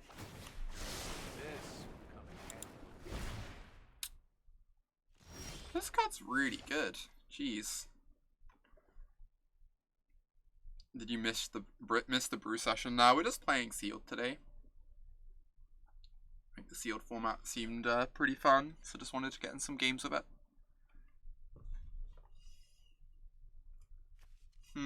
Is Kaya just gonna minus on something?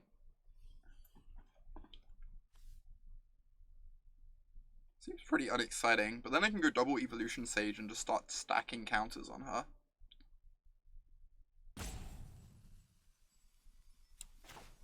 Oh no, everyone gets access to the stream preview if they're competing at the MC.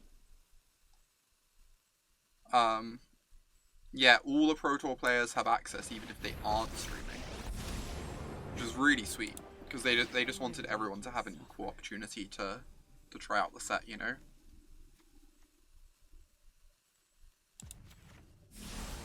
I wonder if I just try and kill Jace here. It's like pretty rough if they have a removal spell, because then they get to kill my Kaya. I feel like my Kaya's pretty important, but I also just don't want Jace to keep ticking up. So only the MF players can't do it. I mean, if you want to spin it so it looks bad, I'm sure there's like a million different ways to do it. I think it's really, really generous of WotC to provide the opportunity to the MC players so that they can be prepared for, you know, the highest level of competition. And it's also understandable that they wouldn't want to extend it to literally everyone. Oh, thanks, Selene. I will do. I'm enjoying it a lot. It's been really sweet so far. Ooh, this is gonna be heckin' gross. I'm gonna put so many counters on my Kaya. This is stupid, honestly. Every land kills 2/3 of a creature. Sometimes I had business to attend to. Oh. Your victory, just an illusion. Bit sad our thing with +1/+1 counter on it is gone. Yeah, it would have been really nice with these for sure, but I think I wanted to try and pressure Jace. It made sense at the time anyway. Ooh, my Evolution Sage. It's so rude. I liked that Evolution Sage. Huh. So it's not bad. I think I'm going to Wanderer's Strike. So I want to keep the counters on my Kaya. Then I still get to swing. Hey there, Heather. Great to see you.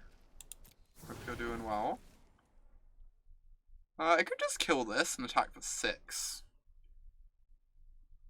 Puts a lot of pressure on their life total when they have a Dreadhorde invasion in play, right? It's kind of aggressive. So I kind of like it. You love the flavor on Evolution Sage? Yeah, it's sweet.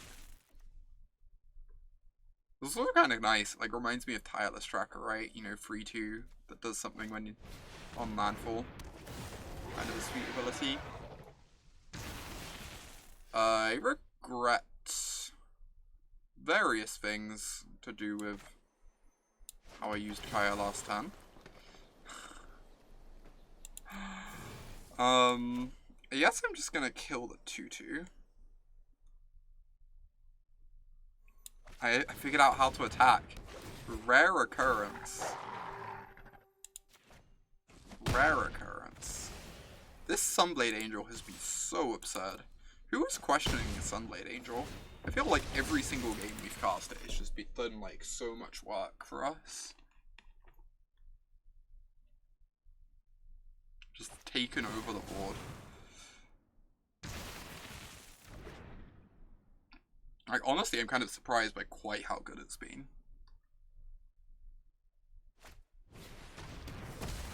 No, I can't reuse my Kaya.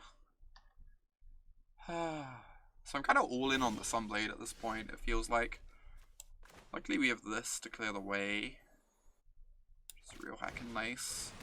Make sure there's nothing sneaky going on over there. Hey there, PRG. War Limited has been fun. I've been enjoying it so far. I mean, neither of those cards really do anything. Being honest. So there's that.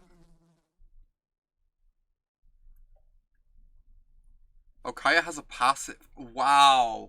Wow. Wow. Wow. Ah, that's so good.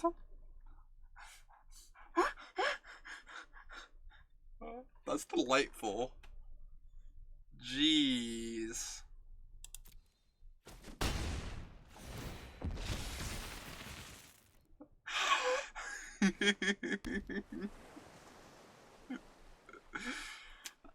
I didn't realize that's what had happened. I was just like kind of confused, but figured I'd read the card wrong or something.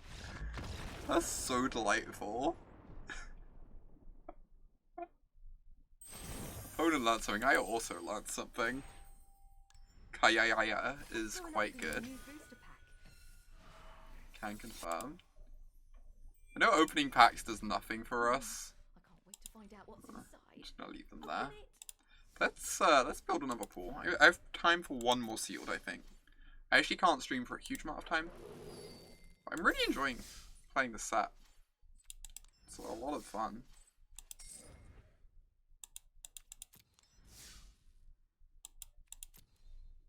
Not adding Sarkhan, but I'm gonna open another one. Ooh. Okay, these rares are pretty unexciting, but Bolas is Citadel. How do you feel like how do you think they'd feel about us just dropping and reopening until we have like some god pool? We have not 199,000 gems. I feel like I can kind of use it when I want. A bit of me just wants to open a Liliana. Oh. Alright, we figured out the aim. How do I drop? Do I have to build a deck? Okay. There's our deck. It's beautiful. Oh, that's fair, Ethan. We're only gonna do it once. We're only gonna do it once. We're only gonna do it the once. Maybe twice. 3 times. In before we do it twice. Alright. Just want a fun Planeswalker, you know?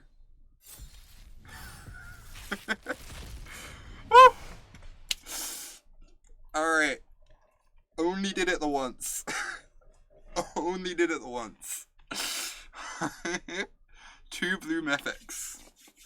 Can reveal our finale of Revelation to our... Can reveal our casualties of war to our God Eternal Kefnet. Jeez.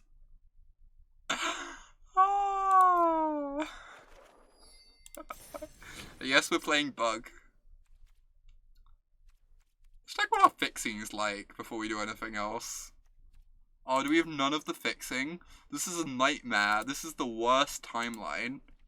How is this a real timeline that we have? Right, we have a Guild Globe and 2 Mana Geodes. So that's how we're starting the deck. This is just the start of the deck.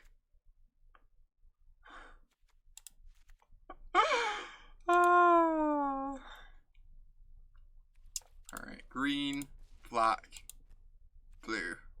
Kefnet in. Get in the deck.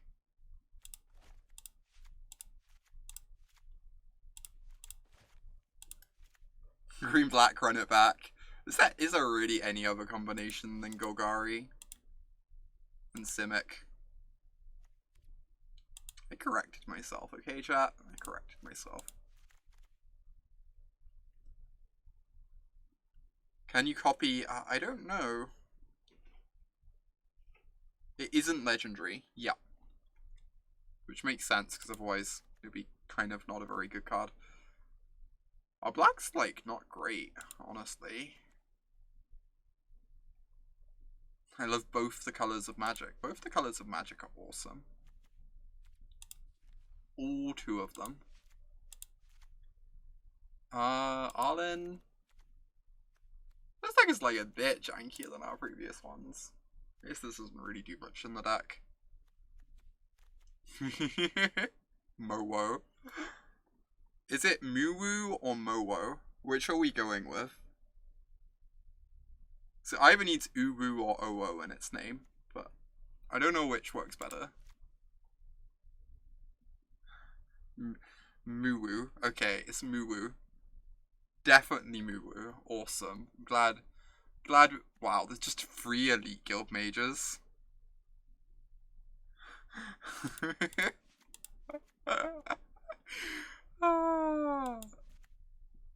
This deck seems horrific and delightful. I don't know what I'm doing, chat. I don't know what I'm doing. Not sure this is a good idea. Think something went wrong. Tyrant Scorn is on color, correct. Accurate. It's kind of hard to know what's on color sometimes, you know?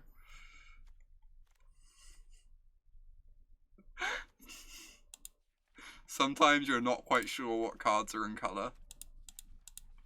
I guess we should make sure there aren't like a million red cards I want to include as well. Red spell's kind of bad and sealed. Maybe the solar plays deal. Alright, 51 cards. This is a deck. Certainly a thing we have built. Worked hard on it. Is Cass's transformation worth it as removal? Maybe.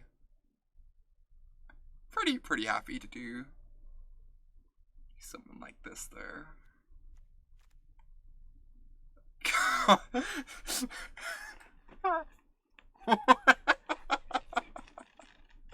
You don't want to worry anyone, but you don't think this is the right build.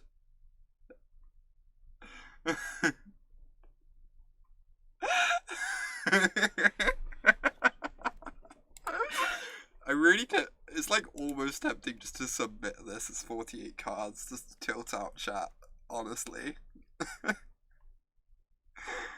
I'm trying my hardest to resist doing that. Really am. Cut some harvests.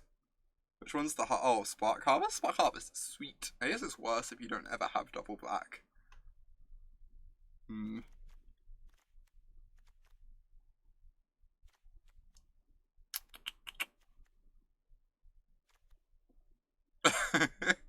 Oh, 79 seems light for 48 cards, fair point. I guess we do have to cut some cards then. Does the Skydiver do much in this deck? Probably not. Like, pretty decent.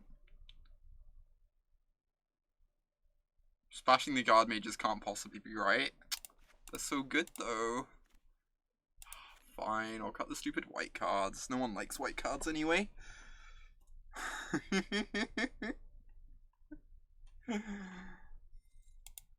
No one likes white cards anyway, if we're being honest.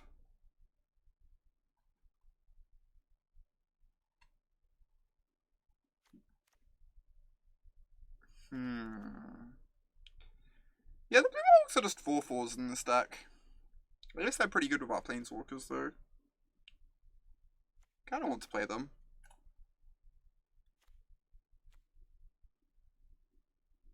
Autumn hates Gideon. I mean, I'm just saying, Gideon died for a reason. Jeez, maybe your account's gonna plummet.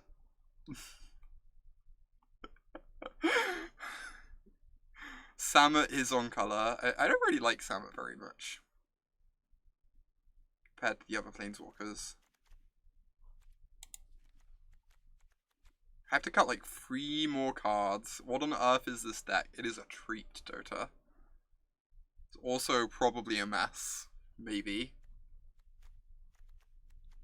Maybe, possibly a mess. You could, if you were to choose, accuse it of such things.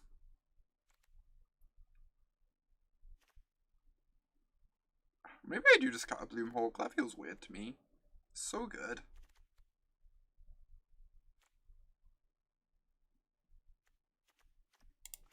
Alright. You're excited to Miracle Death Sprout? I'm excited to Miracle Casualties of War. That's what I'm excited for. Sounds delightful.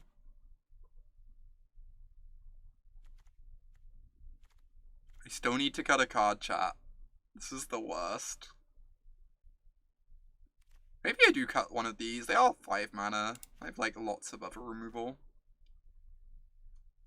So we have 6, 7, 8, 9-ish. Blue. I'm just going to assume this mana base is perfect. Arena wouldn't lie to me, although 6 blue feels like a lot of blue. Says they'll assume mana base is perfect, proceeds to not assume mana base is perfect. Just lying to my chat. I have 3 Reavers, or Spark Reaver.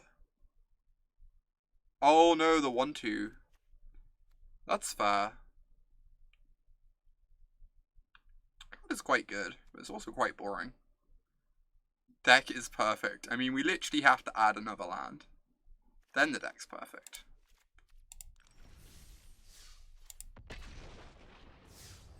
You've never felt so lied to in your life. Egregious levels of lying to my own chat. Truly shocking.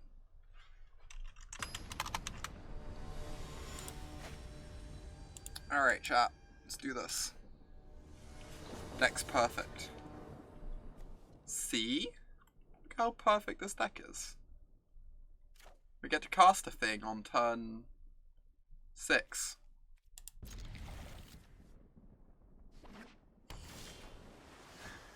We get to cast a thing on turn 4.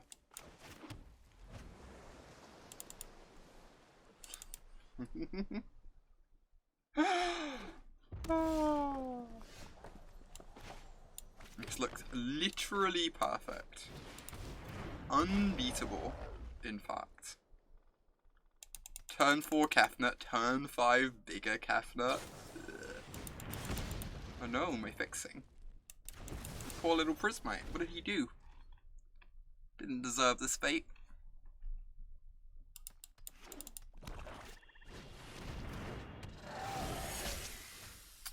It's all over, chat. You could say we've been finished. I'm not gonna be able to cast my stupid Kefnet next turn because of Gateway Plaza. I'm gonna feel really salty.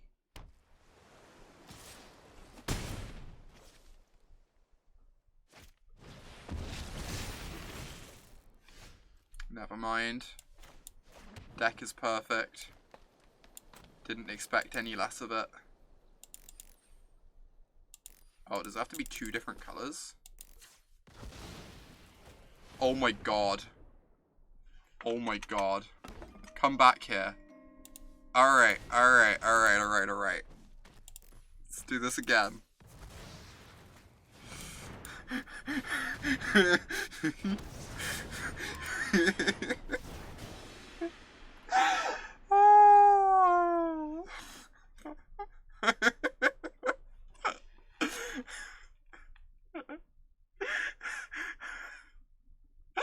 I'm thankful that is a mana ability.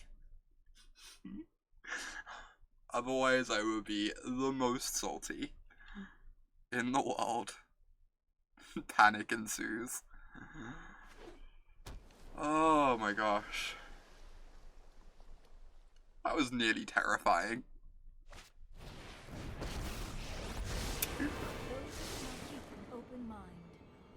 Mighty Marset, passer of the bet. No! What is this nonsense? That's just, they didn't cast their sorcery? Sweet.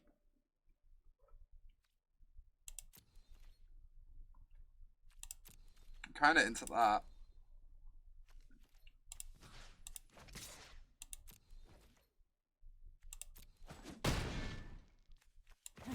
Just show off the Bloomhawk, the mighty Bloomhawk. Can make our spark double bigger. Alright. Gonna get some miracle triggers.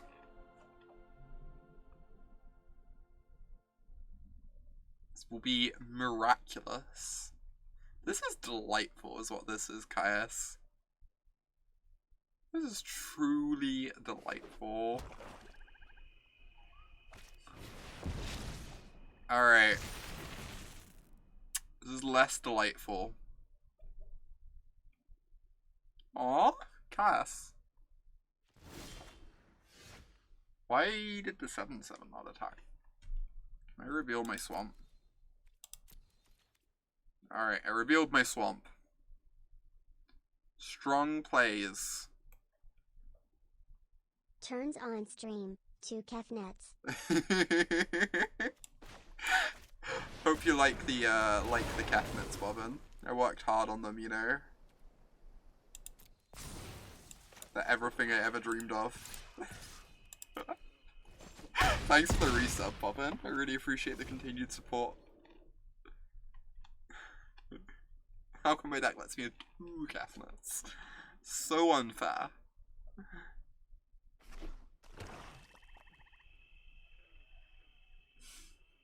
This is where I keep my Kefnet. This is where I keep my bigger Kefnet.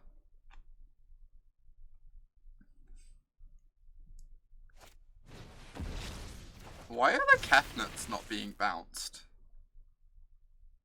What am I missing? I'm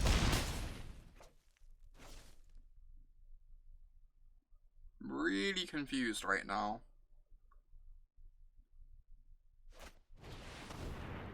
Okay. Oh my god. What does this do? The copy costs 2 less to cast. Oh no, I have to cast up Nyx's Cruelty. I don't even get my value. That's such a tilt. This is the worst. This is the worst timeline, honestly. What is up with this timeline? Just so bad. Don't even get to use my Bleeding Edge. Only get to kill my opponent with 10 power of Kefnets.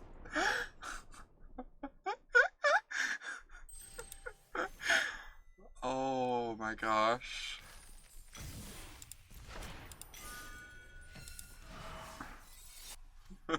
This is the worst timeline. Kills opponent with 2 Kefnets. I mean, you know. I couldn't even use Kefnet correctly. I was trying, Caius. I was trying. Trying my hardest.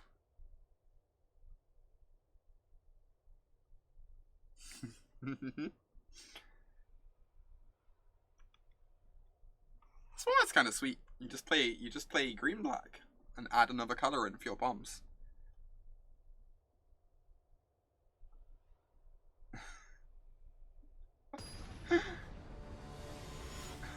How come my mom lets me have 2 Kefnets?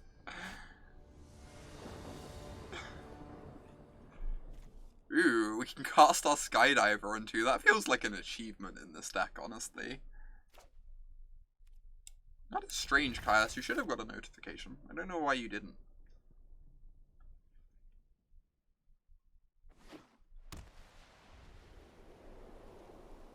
They have the 1/2? They do. Okay. That's pretty good. So if I play this Swamp, I can try and Spark Harvest it. Damn, I didn't play the Swamp.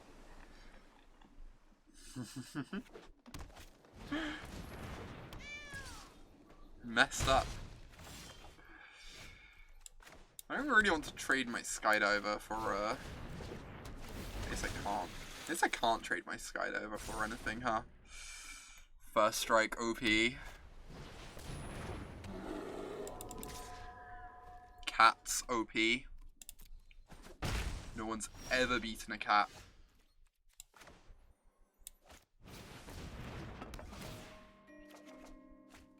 That is a 1/4. Technically that can block at some point, apart from my opponent's board. I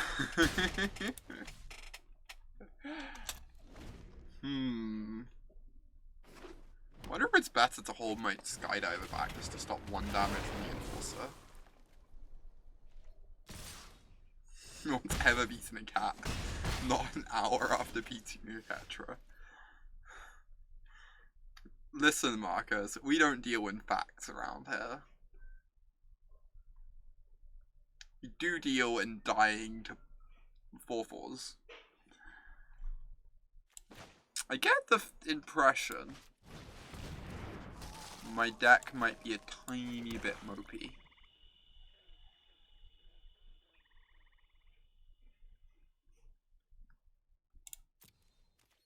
It's like the tiniest bit mopey. I almost feel like I have to cast this to not die. Like, kill the Enforcer so this can block the 2/2 power creatures. I might have to do that. It's kind of a rough timeline.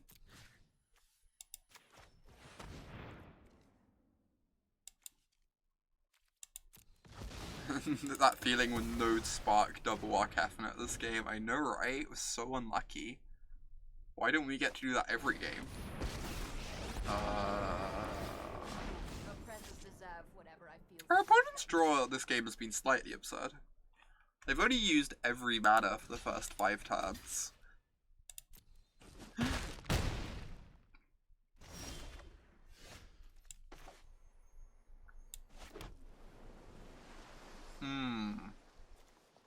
This is a sorcery.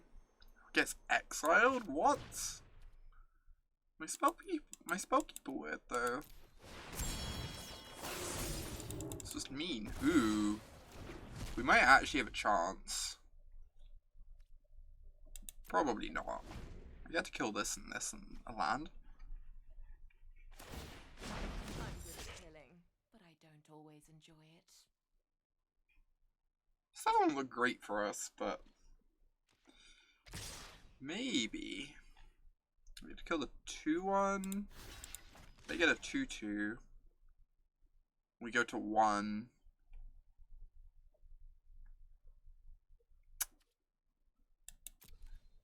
Everything is fine. Everything is A-okay. If you need my services, it may cost you more than just money.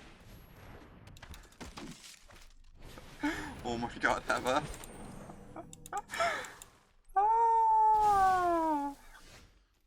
Make that every mana for the first 6 turns of the game. Casualties of War is not looking terribly impressive here. Alright. Next game. Cast the Giant, go out on our own terms. I missed the line. I was too slow, DC.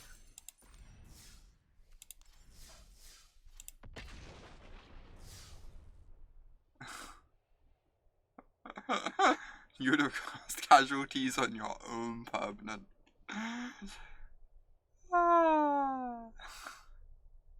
Both of those were better deaths than conceding, I will admit. I messed up so badly.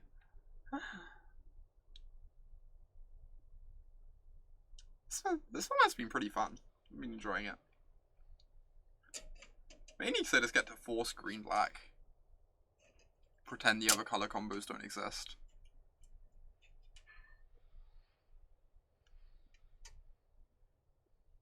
Which is like basically the perfect seal format. Hoping for some more Spark double Kefnet action. I am hoping for that too. Guess this is the perfect hand. This is like what the optimal Magic hand looks like, right? If we're being honest.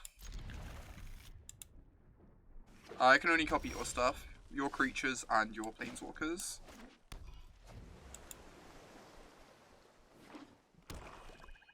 Alright, no more swamps. Wow, Magic obliged for once. Since when does that happen?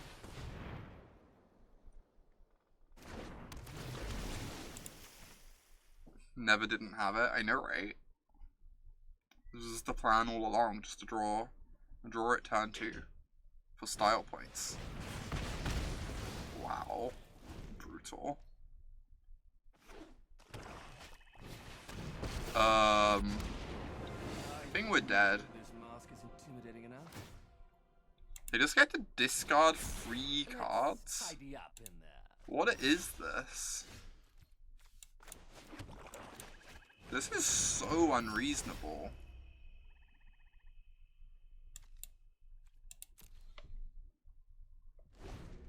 I think our deck might be too dirtly to beat a Davriel. Perish the thought. Just possibly.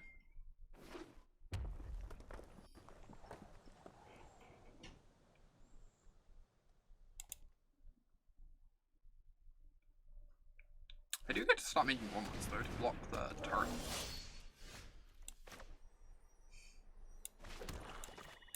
And if I draw a land, I get to Arlen.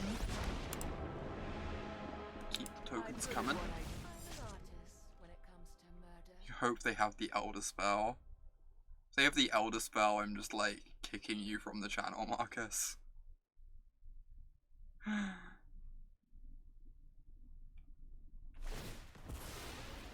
I guess discarding my 6-drop.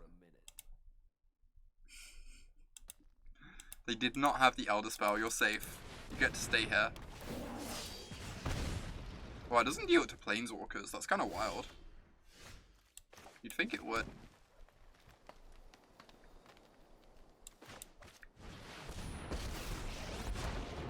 My Great. see an assassin comes to you. Go, That's my a children. bad assassin. Fight. Do we have any way to proliferate? I don't think we do. Maybe we have a Bloom Hulk? I can't remember if we have a Bloom Hulk in the deck. That's the best Chandra's Pyrohelix I've ever seen in my life. Yikes. That is such a yike. Now we just, our Arlen goes down to 1. Can I please draw Bloom I Hulk? like your ferocity. Not even asking for Kefna.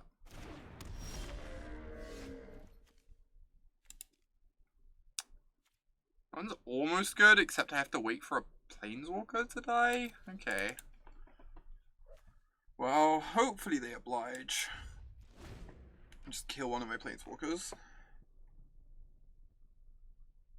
Then we can get back Planeswalker plus Skydiver. I hope they do Ran. Nice. Soaked up 6 damage.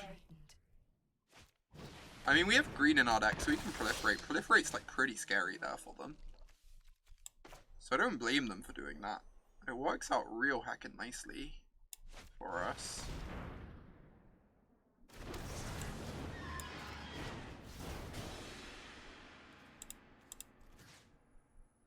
So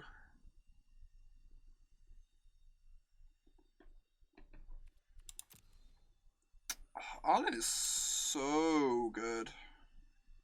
If I get back Skydiver Vraska, I just get to start proliferating onto Vraska. Which is pretty exciting to me. Just like...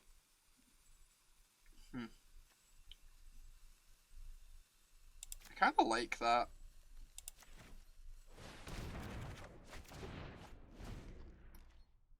Is that better than Proliferate with Arlen is pretty absurd. I guess, like...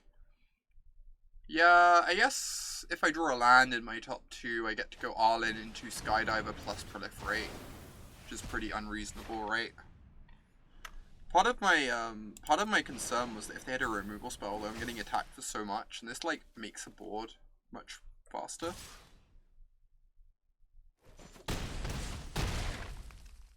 Develops some amount of defense very quickly. So I need to buy time until I redraw Kefnet. So I can go Vraska minus Skydiver. Guess that's just the plan. Yeah, this would have been very dumb with the Kefnet. Double cost it. Now if they attack the Vraska, we're taking a bunch less damage. If they don't attack the Vraska, we get another 1/1 to block with. So the Vraska's just doing a hell of a lot of work here. It puts them in a really tough position, honestly. So the amount of damage they'd have to throw at Vraska to get around our creatures is like throwing away lethal at our face.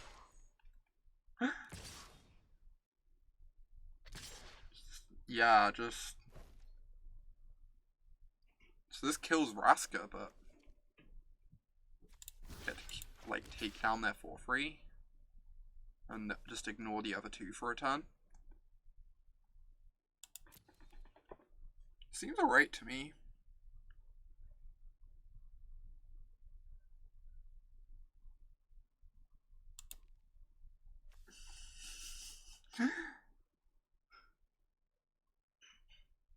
The mightiest Grey Ogre in all the land. So Vraska just soaked up 5 damage. Meant we didn't have to trade off our Skydiver quite yet. Really impressive. We're getting close. Next time we have the Cruelty to get us through the next combat step. And then the turn after we get Kefnet back.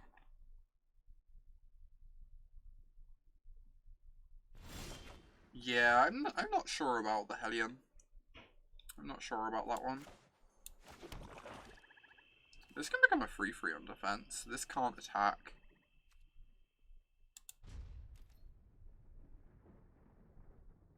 And then I can like kill the Herald with the Cruelty. And it stops them getting the 2/2.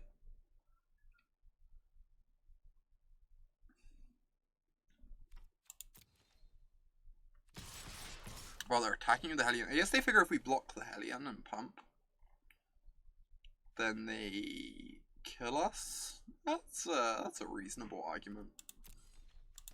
TBH. So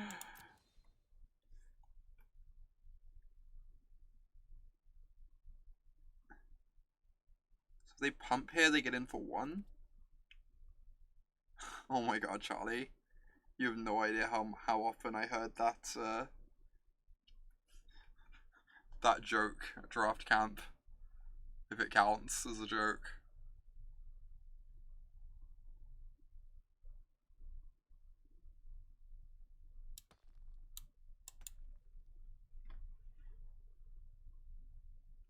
Alright, I need Kefnet to be good enough. I kind of need my opponent to draw lands at some point too.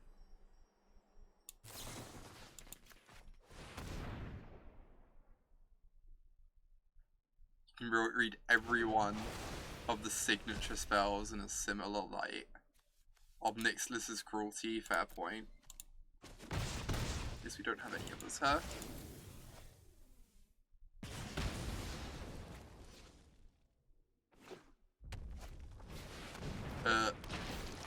So they put us to 2. We don't even get to eat a creature on defense. Alright, we're gonna draw Casualties of War next turn. And still die, apparently. Yike.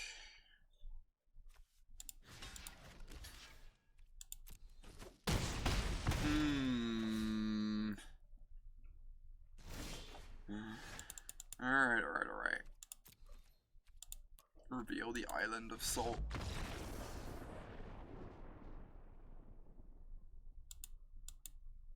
Oh, my perfect deck. Who would have ever thought this deck wouldn't crush? Just the smoothest 3-color mana base you ever did see.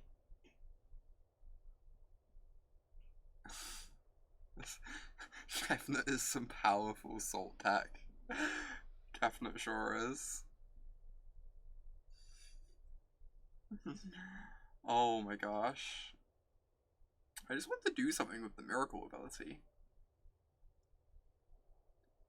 It's really weird, like, Kefnet seems like he's great because, you know, 4/5 flyer that has recursion. The ability seems like a bit awkward in terms of just like, what, 8 instant and sorceries is way above normal. And even then you're like 20% to reveal one. perfect hand. Hand cannot lose. Yeah, the ability is just gravy on that one. For sure.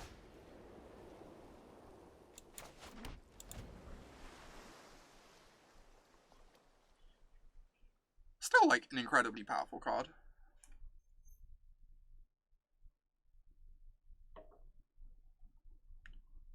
Yeah, for sure, Ryan, for sure.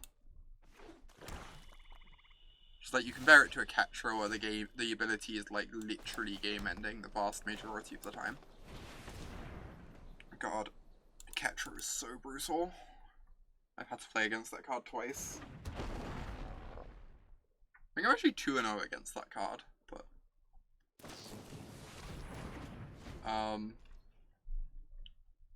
Yes. I guess they're just fueling their delve. Get out their Gurmag Angler quicker.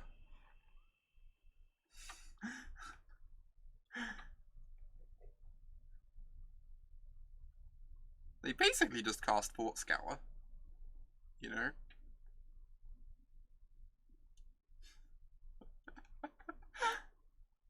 All of the invasions looked really good so far. It's not the most impressive in this exact scenario, but I've been surprised of how good it's looked in sealed. Those effects can be kind of variable.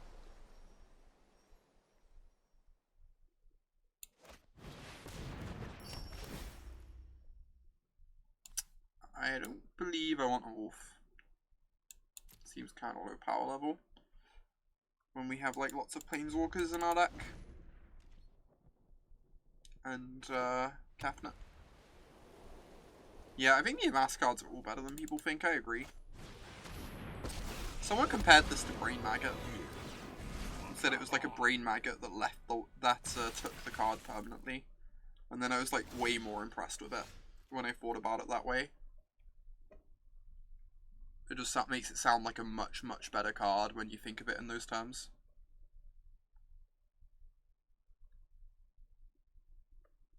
I guess I'm just casting this and hoping they don't have removal. I don't really know what else I can do with my turn.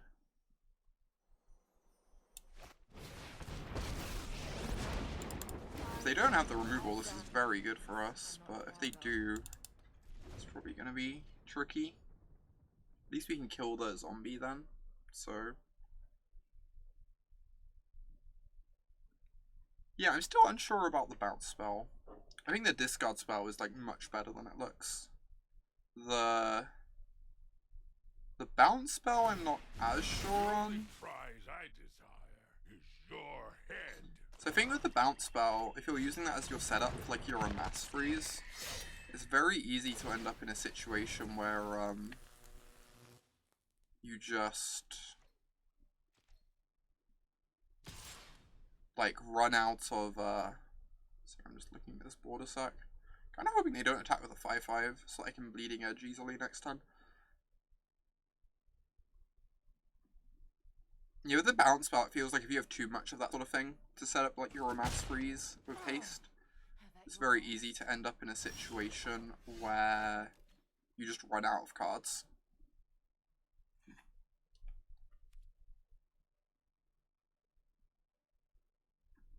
Yeah, I agree for the most part, Ryan. I just think you have to be careful not to like overdo it on like the weaker ones. I think something like Toll of the Invasion sets up the Amass freeze so well. You can even like take their removal spells so they can't kill your 4/4. Which actually seems like it could be pretty relevant. I guess I'm just going to do this and bleeding edge the 2/1.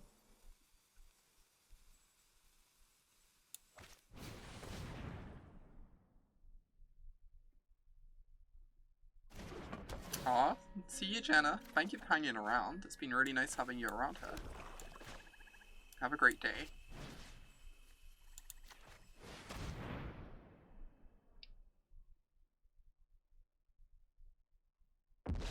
Yeah, I don't know how to feel about the Tormenting Voice one. For sure.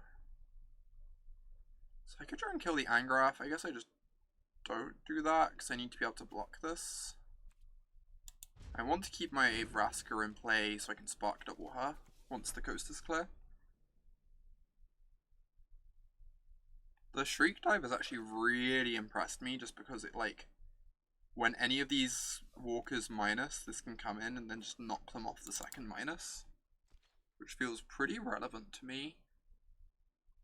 Like, it's not a card that would typically be very good. The one in Kaladesh with the same ability was, like, really medium. Like, maybe even worse than medium, but this one's felt quite good to me.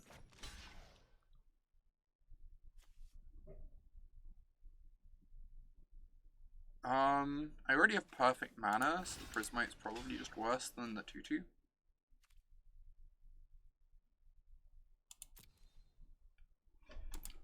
Hey there, Amy. Great to see you. Yeah, they might have the first strike trick. Oh, Divine Arrow. Sure, this is also fine. We can just kill the 5/5 next turn. And the 2/2 checks the 3/2.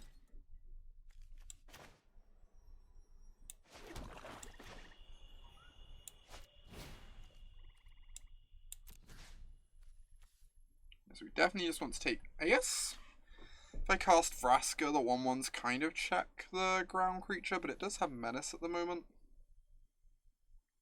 Oh, I should use this as an opportunity to kill Angrath, actually. As well. Get rid of the Menace enchantment. If they take the trade, that's also just fine, I guess. That means they can't, like, kill my blocker.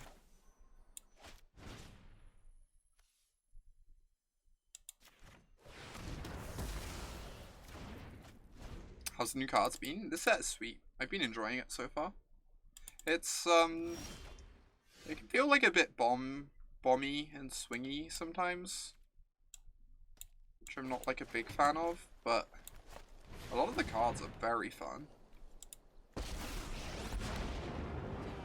Alright, second Vraska is go. Vraska's just absurd. Has to be one of the very best uncommons in the set. Yeah, that makes sense, Ryan. I can kind of buy that. Oh my gosh, this is gonna trigger twice. I should have killed Angrath, I guess, so I'm not wasting a bunch of damage. Yeah, I should have killed Angrath. I want to get rid of the Menace ability at some point to make my death touches better. This is delightful. The Spark double Vraska synergy. Oh no. Yeah, it really does cast. Super impressive, the extra loyalty counter. With these walkers specifically, make Spark double look a lot better. I would like to draw more spells at some point.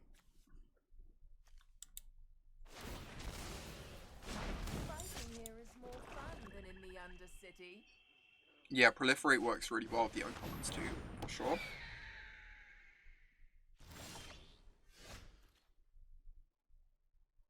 I can get some real value of Spark Double once Cass is in London. I do have the blue finale, that is true. Somewhere in here.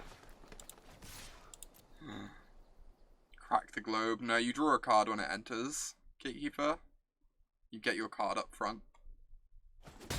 It's actually a really nice design. Quite like how it works. I'm running out of room to store my trophies. I'm actually been pretty happy with Globe and like the really greedy decks. It feels like if you want to splash in this format, it's really easy to. So we still get 2 wolves, which is nice. Like we're going to be denied a wolf by the Griffin, and the second wolf's going to be a bit smaller. But I still think I want to play this. If they're attacking, they aren't blocking, right? And then we're pushing a lot of damage. Arlen is absurd. Arlen's very, very good. This is like the worst case scenario for Arlen, and she's still making 5 power and toughness. The times when you make 3 wolves and then proliferate and then make another wolf, you just get 14 power off your Arlen. It just actually feels broken. Like I did that in draft camp and it just felt completely foolish. well then. These are some good cards. Yes, I kind of want all of these.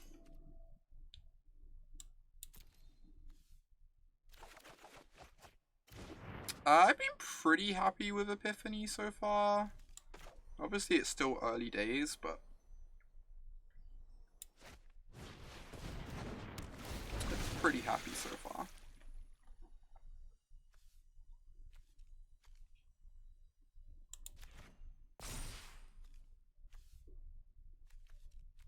So this is 8, 9, 10. So now they have to chump block. And then we get to keep all in.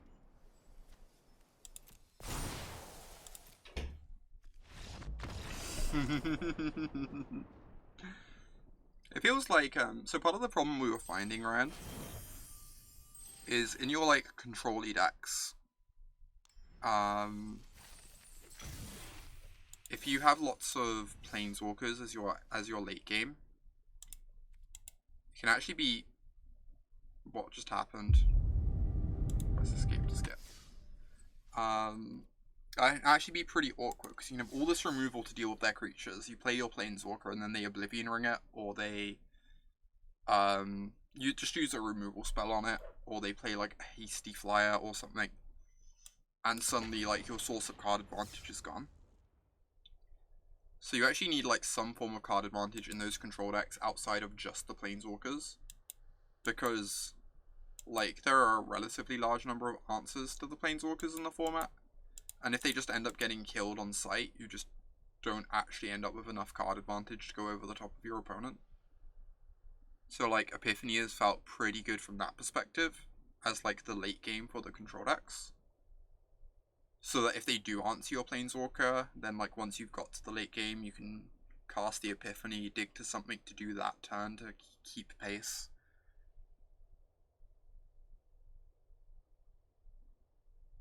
Yeah, it varies. Like, I think the control decks need some number of flyers to be able to pressure Planeswalkers, has been my experience, but it definitely makes control. I've definitely had like a control deck in the draft format where like I felt like I was pretty weak to any opponents who just had 3 or 4 good Planeswalkers. But the other thing is there's only like 3 Planeswalkers per person at the table, and some of them aren't playable. Like a third of them just aren't good. So like on average most people have 2.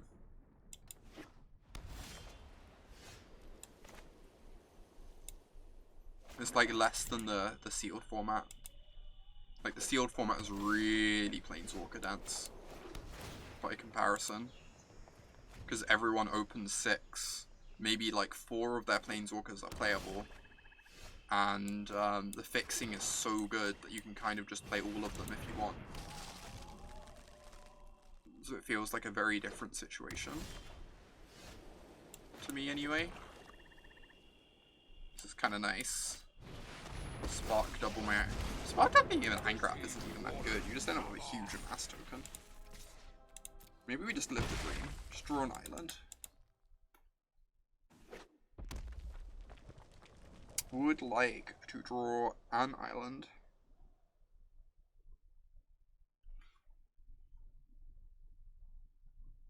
No, I think the fixing is pretty good in the set alley. Green has a lot of fixing. Green has the enchantment. Green has Paradise Druid. Green has the 2/4. Which are just like all really, really good sources of fixing in their own ways. And then in colorless you have the Manalith. You have the 2/1, and you have the Globe. And you also just have Gateway Plaza. So like, not everyone at a table can all have good mana. But if you want good mana, you can get it. This is kind of nice. Feel my Bleeding Edge. I'm not sure this is better than just, you know, casting a Spark double. It seems pretty good.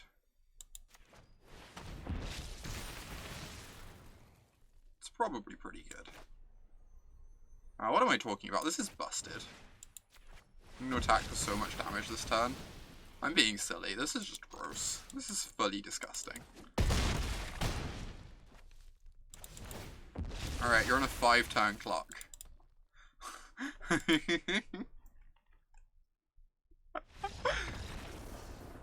In draft, I felt like you have time to play New Horizons and Geode. I was kind of a bit less excited by Manalith. So in draft, I think a lot of the 2-drops are not very good. So it makes like an aggressive deck's like not very impressive as a result. Especially in like the aggressive colors, like white has like 1 good 2-drop, and that's an uncommon that like only goes in the proliferate deck.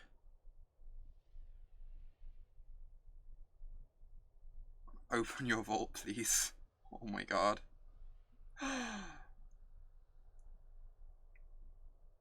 did want to cast Spark Double, then my opponent died.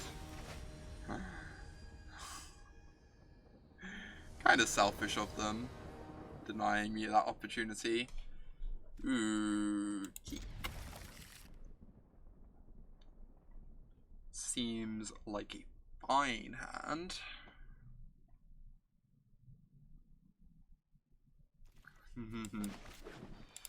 Look at this Spellkeeper weird just hanging out here. Nothing unusual going on here for Spellkeeper weird. Just, you know, a day in the life. Yeah, I think Crunch Wrangler is an incredibly high pick for that reason. Just there aren't many good 2s, and Crunch Wrangler is like clearly so absurd. There are like a couple others that are really impressive too, but I think you have to take the good 2s really highly. Wow, this is just absurd against my Planeswalkers. I guess I'm just Tyrant scorning it. I guess I should do it now because there's the Hexproof trick.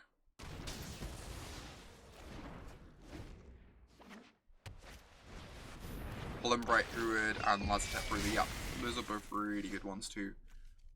Ooh, talking about really good ones. God, this is... These flyers.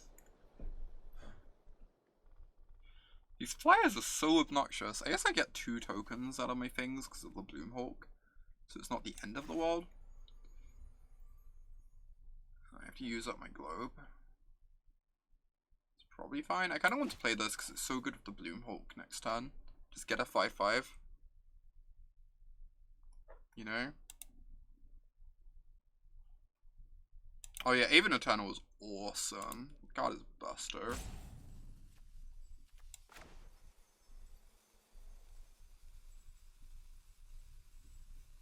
You keep Globe for the casualties. I feel like we're going to draw a swamp by that point. Maybe wishful thinking. We are very lucky. The only prize I desire is your head.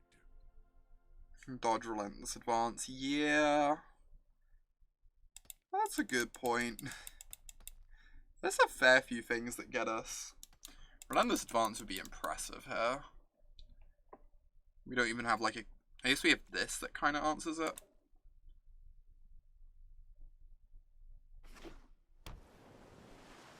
Hey there, Maycage. Good to see you.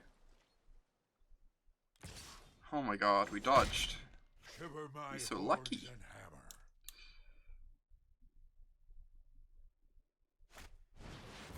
hammer. Does my opponent know that flyers are cheating? Has anyone told them that? Someone should actually tell them that flyers are cheating and not allowed.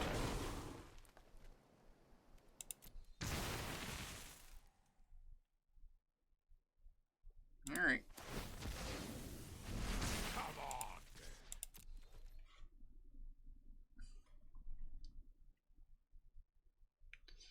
I mean, we're doing okay, I guess. If we draw a swamp, the Casualties of War is going to be really backbreaking, then we get to Spellkeeper it back. Won an MC playing mono blue. Exactly, flyers are busted. If I can win an MC with flyers in my deck, what does that say about flyers? Too strong.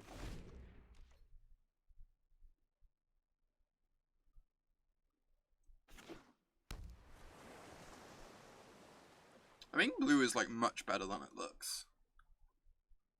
Blue looked like one of the weaker colors when the spoiler came out, I think, but it's actually pretty impressive in practice.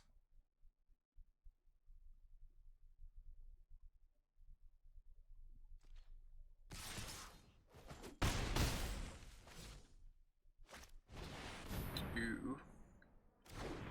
Turn the guard mage. Jeez, so disgusting. Do you like how confident I was that we'd draw a swamp by this point? Yeah, each card in blue does a lot more than you'd expect, I agree.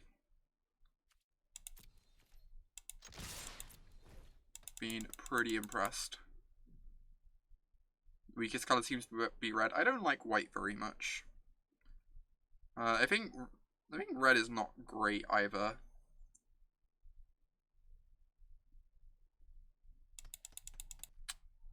I think those are like my two least favorite colors. I think I like green the most, but blue is probably second at the moment. Like, very initial impressions, you know? I've done like 3 drafts and 4 seals. Like, 5 drafts and 4 seals, rather. 5 drafts. So it's like very initial impressions, but...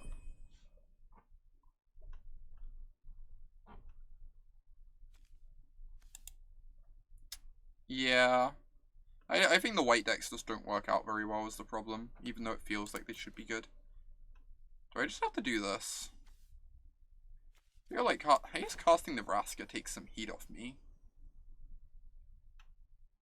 I get a 1/1 I can swing in with. I force them to like attack some of their creatures. They do have these like big bodies to deal with.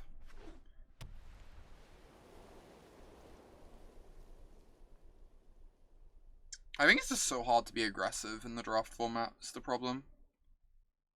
With a lot of the white decks. Because the 2-drops are just so weak. Like, across the board, pretty much. I think white-green is good, specifically because A, it has the good 2-drops, because it's really good at taking advantage of Hollow Bright Druid. And B, swamp, please. Brutal. So I think white-green specifically is a good white deck, just because it goes really big with the proliferate. Like, it's really synergistic and powerful in that way, but... yeah, I think we are dead. We could have played the weird. Get back the Tyrant Scorn instead of playing Nebraska. Maybe I was hoping they'd attack Nebraska a bit too much, rather than just, like, guaranteeing I could get back a removal spell. I'm gonna do one more seal, because I'm really enjoying this. I know I said I would head off, but I'm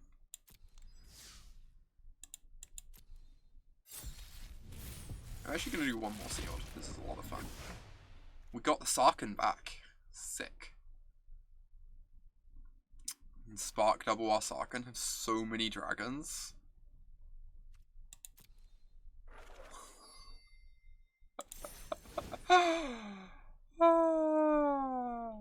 Alright. Let's have a look at our uncommons. Quickly. Skylord. Jeez. Prison Realm. Wanderer.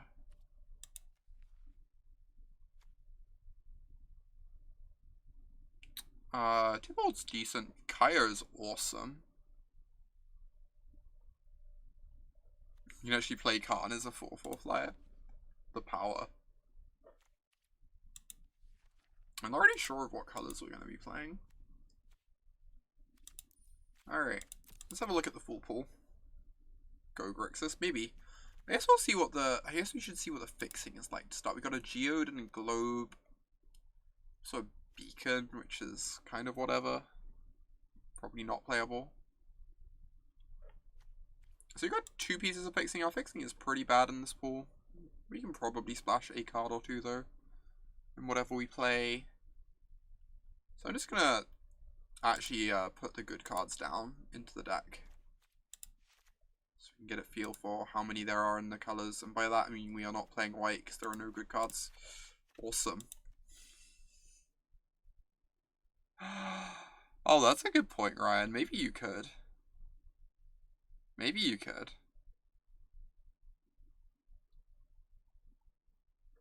There's a Spark Double, Thunder Drake. Alright, a Blues Lake, fine. It's pretty unexciting. It feels really shallow. Just like not many cards. I'm like pretty unexcited by blue. I've got two Aid the Fallens. I want to try this card. I'm not sure how good it is, but it seems fun. Black has some decent early game. Hey there, Teebs. Great to see you. Glad you could make it. How's Bond of Insight been? I've yet to actually see it be cast, Cass. I'm hoping it's good, but yet to see it in action. How is our reg? Because I really want to play the Sarkhan. Oh, we have a Tibalt. We have two Raging Crunchers. This card is awesome. So huge. Alright, I think I'm playing red. Our green is... There's like nothing pulling us into green, really. Just like a few solid creatures, but... I think we're playing... Rakdos. We could even splash the Storev. I think this card is really powerful. Mono red super friends, kinda. I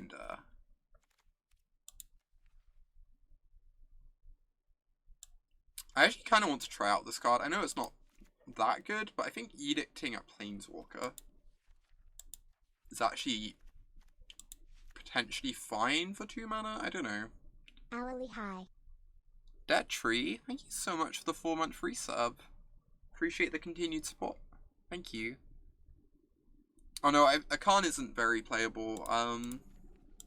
Problem is you need to draw an artifact for the plus to do anything. The minus can go like grab an artifact, I guess. But -2 to draw a Silverwing is just not very impressive. Especially considering in this format you have to like work a bunch to protect your planeswalkers. So I don't think Khan is particularly playable, sadly. We'll see if we can play the finale. We probably can't, but be sweet if we can. Just play Silverwing instead of Khan, yeah, exactly. I assume this card is decent. It's kind of hard to figure out how much the MS1's worth. What's Samut do again? Oh, Samut gives your creatures haste. And can go +2/+1 on the creatures. Is this good? I assume this is pretty decent. You only need 1 trigger, and the planeswalkers trigger it. 1 trigger makes this like a really solid body. Once you get 2, you must be like extremely happy. So this is 44. How do we feel about the Hour of Promise? We have 1 sorcery, a couple instants, a couple more sorceries. This exiles itself. This is a sorcery. Feels really bad. I think this is bad. Like, if you aren't targeting 2 things, you're just really unhappy. It feels like it's going to be pretty rare we get to target 2 things. Well, Khan be good if you had any of the decent vehicles in your pool. I don't think you would, sadly. I just think Khan is not playable when limited, for the most part. I need to cut 3 more cards. 2 Sorin's Swords might be overkill. It's possible we don't want to play Rampage, but I kind of just want to try this card out, even though it's not very good. You can also just cut the splash and just play black-red. Storev is really heckin' good. But so is not having to play Mana Geode and Guild Globe. Yeah, I don't like the splash either, I agree. Also just makes deciding on the cuts really quick and easy. Yeah, I agree, Ryan.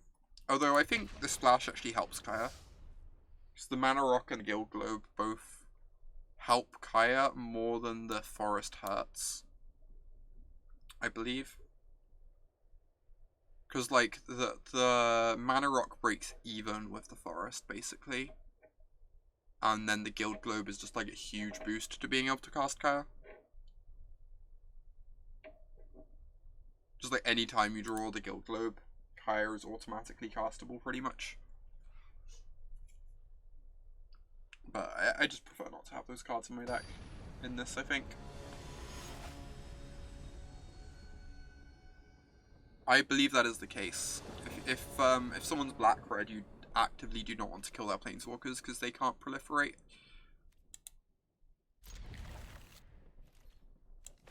Oh, this is nice. Crunch into Shriek Diver.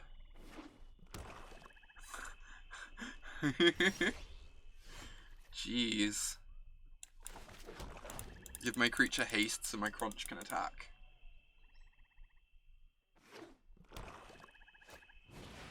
Ugh. Stupid Sorens first. Alright.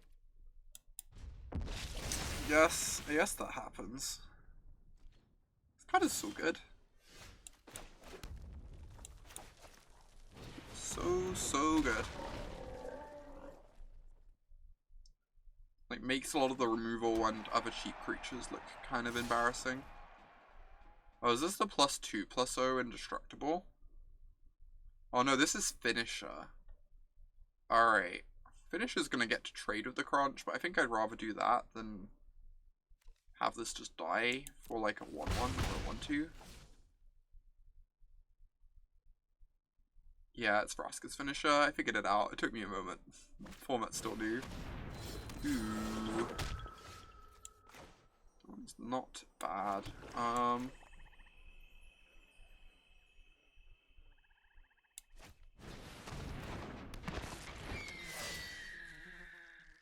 Alright. Guess we just attack with both, trade this for the free, and then we can like aid it back later. Trade it on our own terms.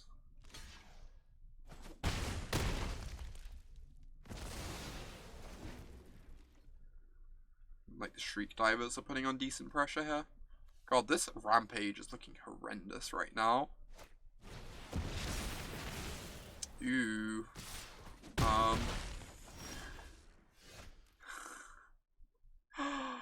Gosh. Gosh. So I can Shriek Diver them for 2, and I take 4 on the backswing. Or I can Sorin's Verse, Angrath's Rampage, and feel really embarrassed. Yeah, First Edict is like kind of a 2-for-1 on myself, but I probably have to do it.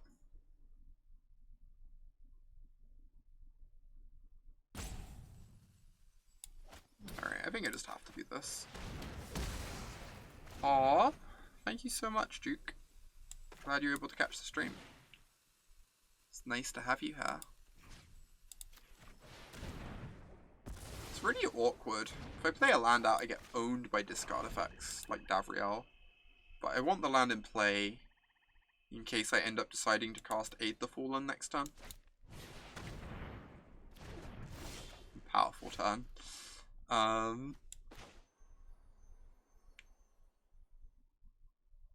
Alright. I don't believe casting Aid the Fallen is worth missing out on 2 damage.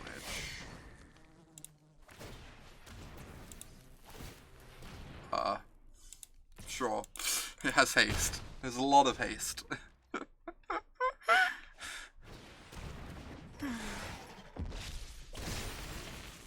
is quite the hasty critter. This is nice. Damn. Whatever. It's even hastier. This Shriek Diver is going to be so fast by the end of this game.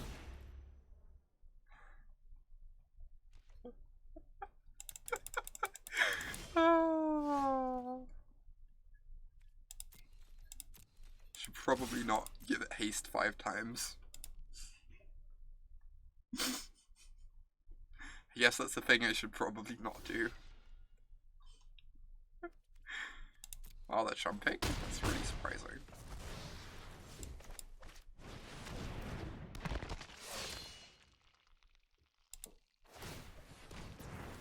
You just want to draft this set. It's really fun to draft. I've been enjoying it a lot.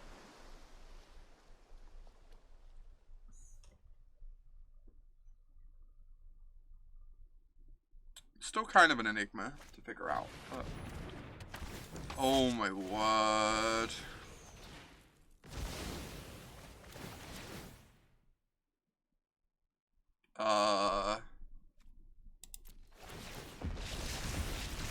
These just survive?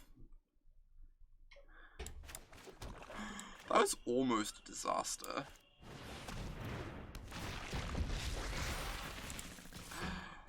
Jeez.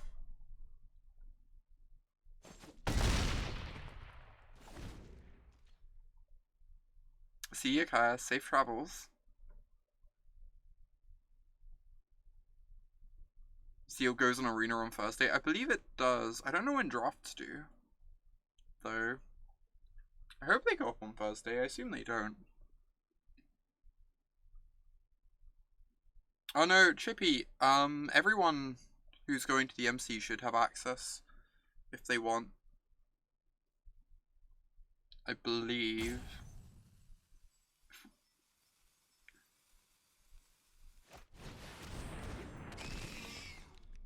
Skulker. That block's okay. I can get a Shriek Diver back. Maybe that's the play. And then then they just don't have good blocks if we attack with everything. Oh, the MC's not the GP. That's fair. That's fair.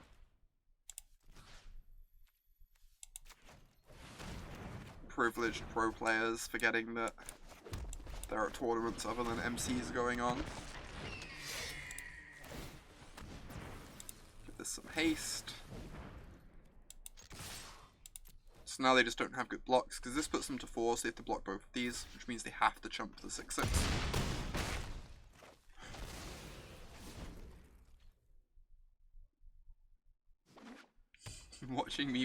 Watching your girlfriend play Sealed is like practicing it basically is, Cass. I did give it a double haste. I've been doing that all game long, Sky, to be fair. Ooh, that was good. Jeez. Encountered a problem. You might have encountered a problem. Yes, I'm attacking Kaya, because then they don't have an answer to my Shriek Diver. It's kind of weird to attack Kaya instead of them when they're on 4. But this way they can't actually kill the Shriek Diver, for sure. Whereas if I attack them, they go to 2 and then they just kill this.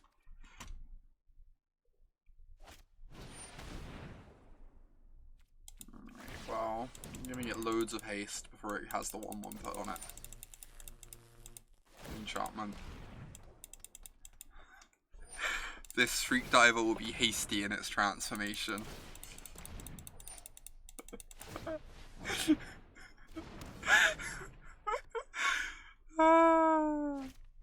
I'm way too much of a dork for my own good. Jeez. That was a good draw.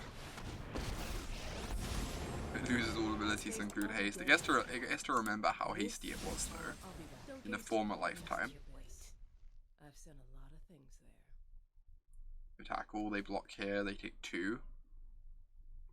I'm convinced that's a good attack. I don't know. Oh my gosh, Cass. I mean, it seems to be working out for me, TBH.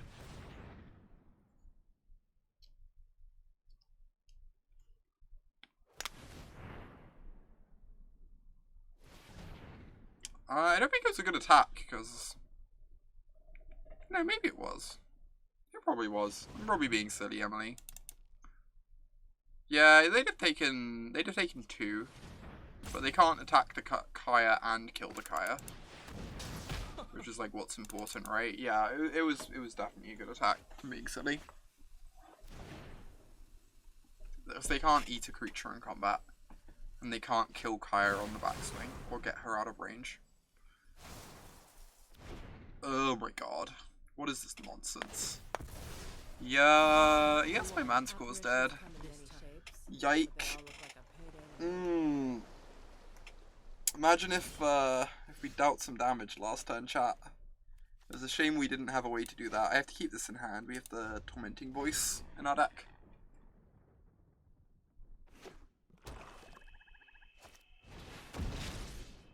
Nice. Stuffing off the top is apparently lethal, which is kind of silly. My students are loyal geniuses. Because of, we can send Kaya flying. Do our best mono red Super Friends impression, apparently.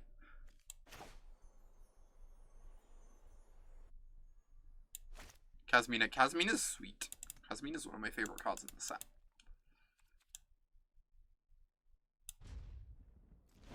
Kasmina might just be like the best uncommon. She's very, very good at least. We are the future. Yike. Okay, we have some problems. Yeah, the static ability is really nice. The looting, like, is actually way better than it looks too. Just like every single part of the card is better than you'd think it would be.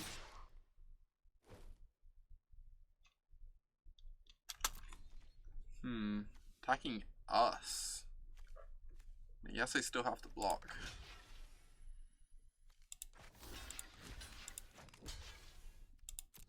I'm probably just gonna burn down this Eternal with my first.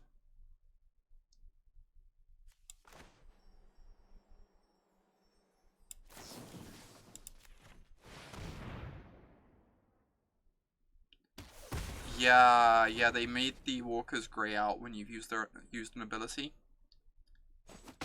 It's actually really helpful for keeping track of what walkers you've used in a turn. This is a bit of a yikes.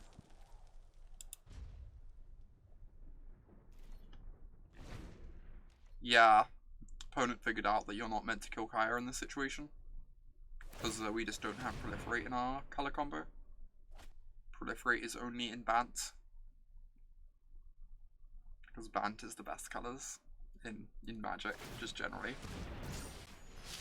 Can take down a 2/2. Really need a good draw next turn.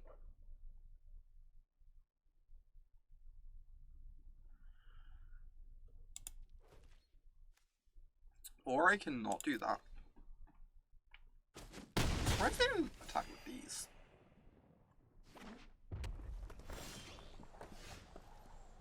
Strong.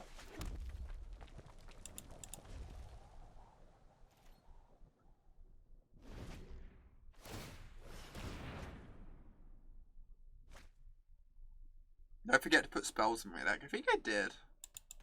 Seems like a bit of a punt on my part.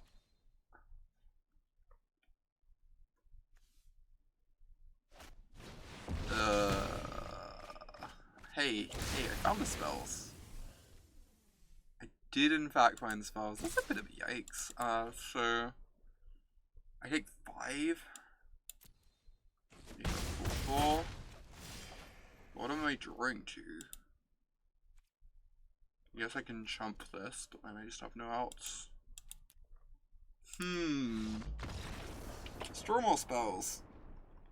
It's a good plan. It's like interesting. I'm not sure how good it is. I'm not sure like how good Rakdos is. Stack your deck better. I'll try. Congrats on the level up. I worked hard on it, George. Been striving for that moment all my career.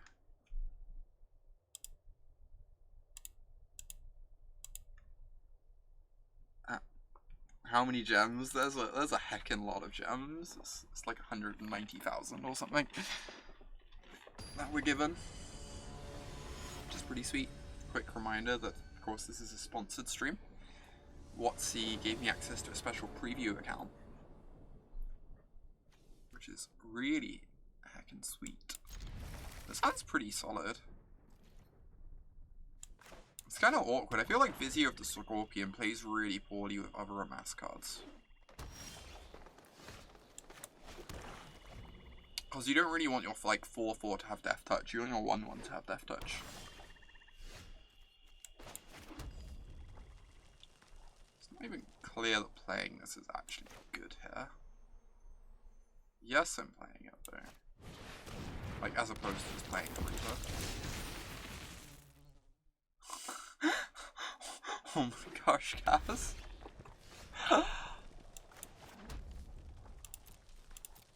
Swingsies. Am I playing a 3-2 or a 4-3?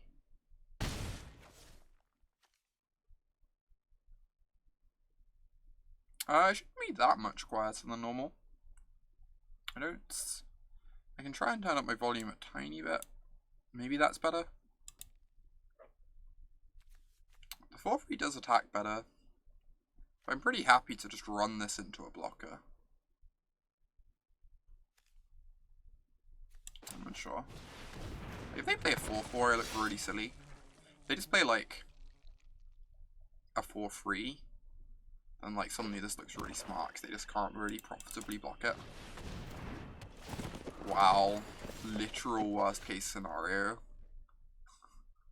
Rip me. The 2-4. The 2-4 that I feared.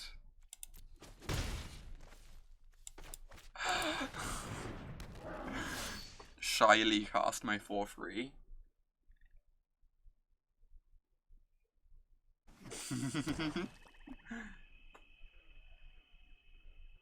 My pool looks insane. It's like decent.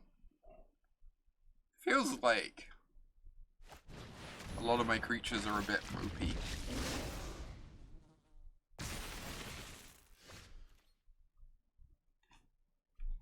Is the problem. Like, against the big green creatures. And we don't really have flyers to swing over either. I'm not actually sure how good it is.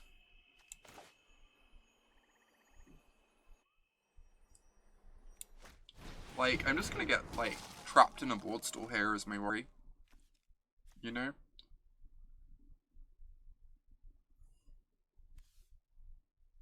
I don't actually know what to do here.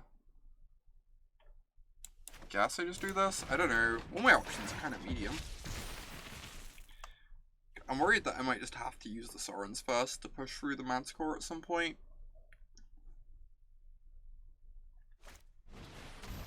Okay, I'm gonna use the Sorens first on that, because that card is terrifying. It grows really heckin' big in this format. It's like definitely one we need to get out of the way. Ooh. Well, this is pretty good if the game goes long.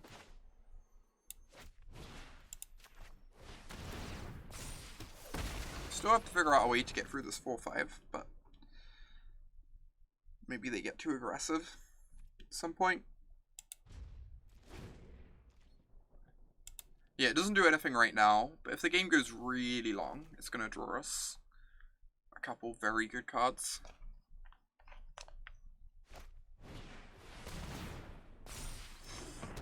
Combo deck. Gets back Sorens first. So it's...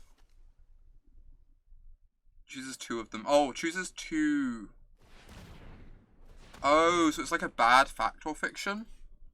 Dashwood, thank you for the resub. I really appreciate the continued support. It means a ton to me. Thank you so much. Really, really helps me keep doing what I do.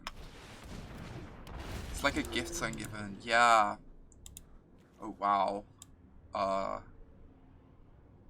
Alright. They get 2 planeswalkers.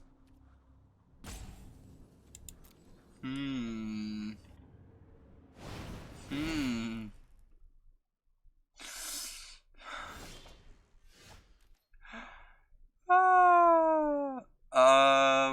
We have a problem. Cast my free 2, I guess. Let's just move on here. Jeez, just Niv out of nowhere.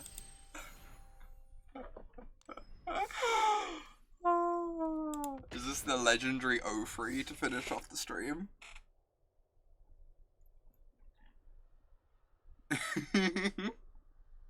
That wasn't not gross.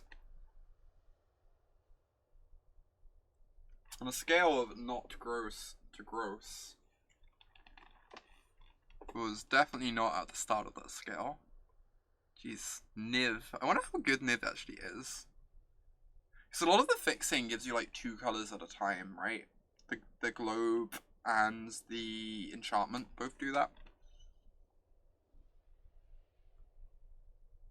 It's like hard to know how far you can push 5 color green in the format. You can definitely do some stuff with it.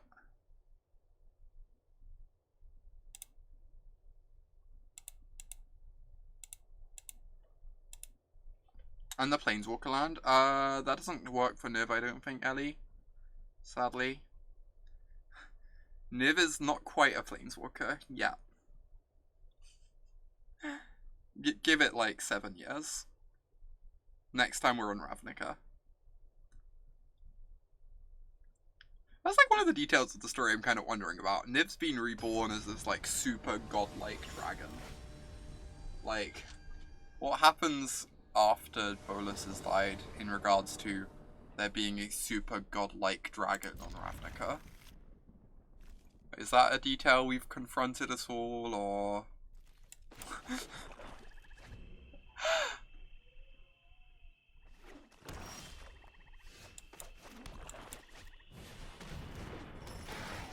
Niv is the new Bolas. The Izzet take over Ravnica, no biggie. I don't know that they're organized enough to take over Ravnica. Oh, it's in charge of all the guilds? That makes sense. So just casters? I think this deck is just like not very good. I don't really know how this deck like closes games. That's the problem. It feels like it gets outclassed on the battlefield pretty easily. And then like struggles to break through.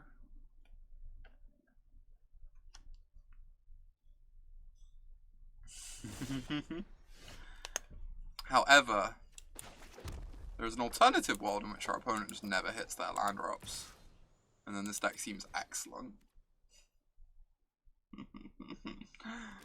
Oh my gosh. Sure, deal. I guess I could have Sorin's firsted to save that. I don't want to do that with like the weird in play.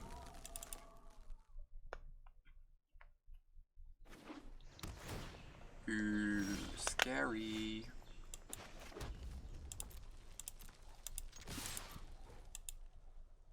Alright, hopefully whatever they cast does not have more than 2 toughness.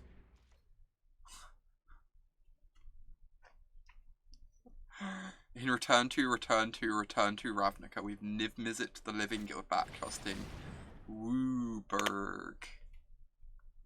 I'm kind of okay with them casting this one, although I guess it's technically Time Walk.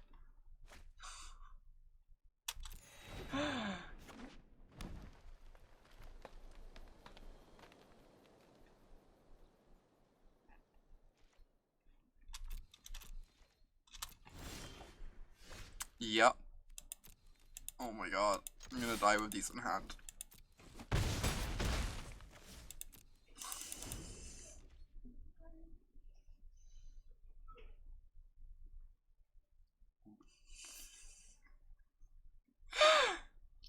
It is delightful, Mukau. increasingly making Niv just like wildly uncastable. Hatiyar, Ravnica, oh my god, they actually cast next to. What is this timeline? How are we in this timeline? Where we actually get to Soren's first something on turn 5? Are we actually gonna win? Is this in fact the dream?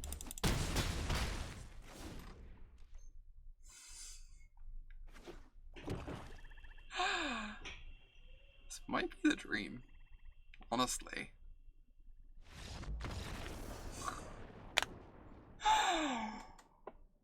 Oh my gosh. No biggie. 1 and 2 of the stat, you know? Sick flex. Alright, I'm gonna play one more game, then I'm gonna head off, I think. I'm gonna play one more game. And we'll see who we can send a host to. See if anyone is streaming that I know. So I need to head off and work on my article this evening, so I can't stay here forever, sadly. Ooh, Steph is streaming. I might send y'all over to Steph. Not gonna lie. Steph is excellent.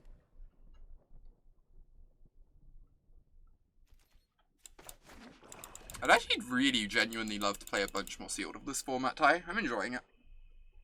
But, see ya, Jay. But I also need to go work on my article and do modern practice for the MC. Alas.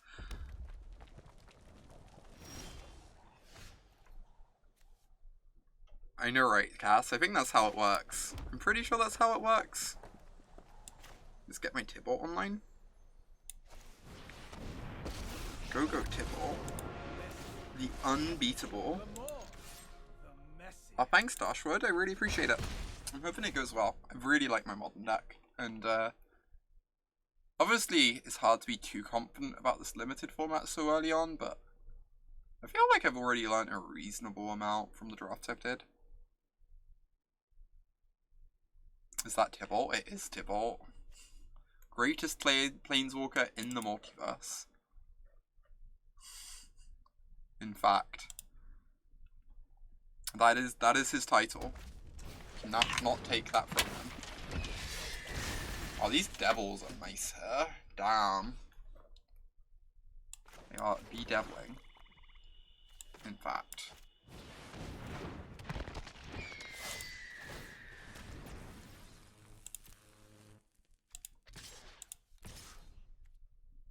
I guess they can block with this, but I'm kind of into that.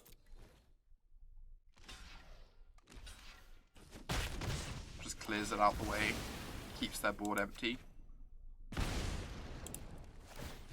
Oh, thanks, Jay. Appreciate it.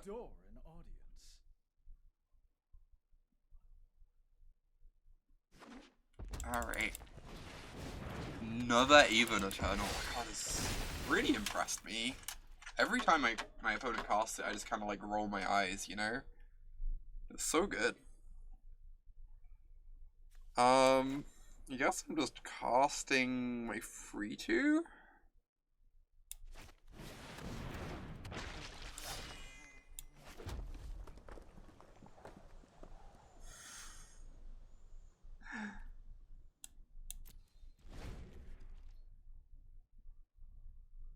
Oh my god, Phil. Oh, by the way, y'all, there will not be many streams this coming week. Cass arrives tomorrow, and decklist submission is also tomorrow, and then Thursday I'll be doing like last minute prep for the MC, and then the tournament is like obviously all weekend. So I'm gonna be back next week. We'll be doing lots of streaming next week, or hopefully have Cass on a stream, which sounds delightful. Cass smooch stream. Oh my gosh. So hopefully we'll have Cass on a stream. Sounds delightful. But for the next few days I will not be around very much. Cass plus Autumn, two-headed giant hand-holding stream. The People have demanded it.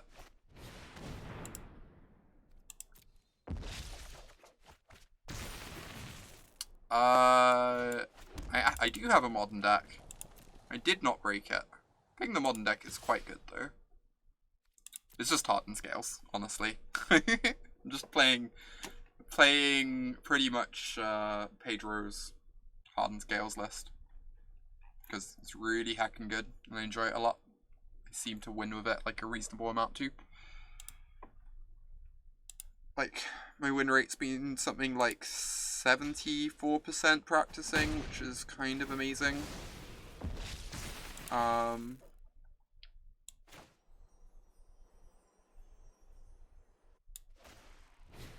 Whereas like basically every other modern deck I touched, I couldn't get above like, you know, 60 at best.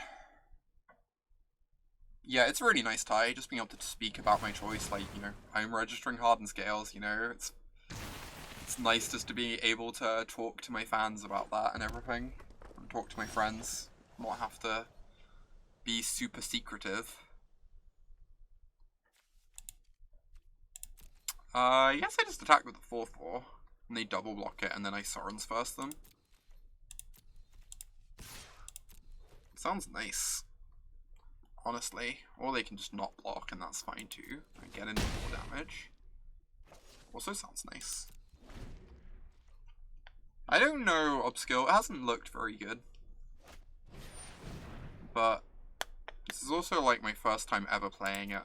It might be good later, if the game goes long. This game is definitely not, all the other games it's not looked very impressive. This game I could see it being good. If we like hold on for 2 or 3 more turns and things trade off. I think it's better if you have lots of redundancy to make it harder for people to just like give you bad cards. Or if you have lots of removal. Problem is we don't really have much of either.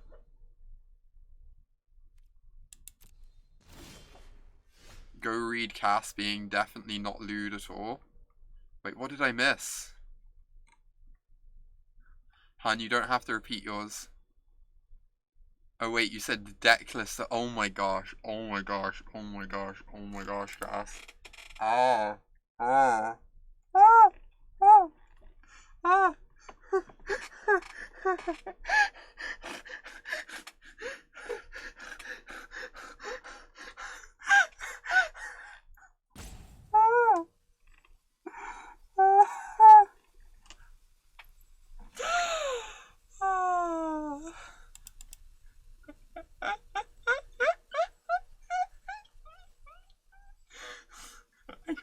I can't focus on the game right now, y'all. It's too much.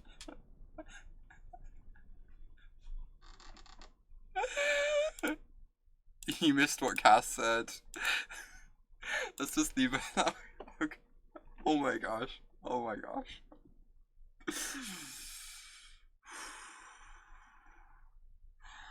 Deep breaths. Deep breaths.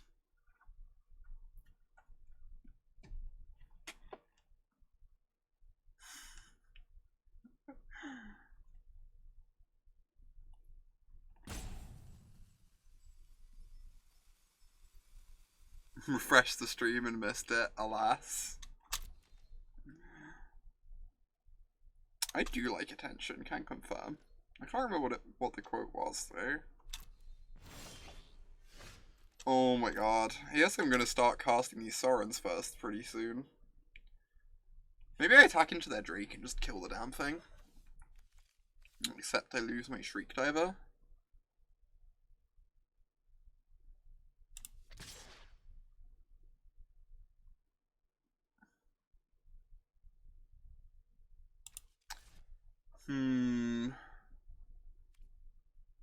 I do not even know. I really want to get the stupid Erratic Visionary off board, actually. Maybe I just do this. I want to kill this Erratic Visionary before they get to loot too many times. Yeah, this is nice. Can Soren's verse the 1/3? I don't think the Devil's doing much else now anyway. Possibly just don't block it as well.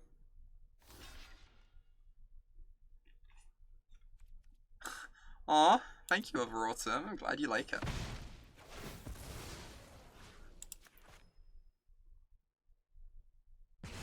I would like to kill your Merfolk Looter. Would you consider it a good look? It's acceptable, you know, decent.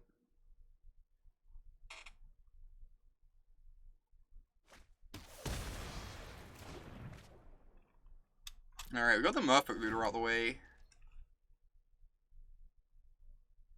If we draw another black source, we get to kill this stupid Drake. I think this Deliver Unto Evil is gonna be good at some point. It's just, might take a while.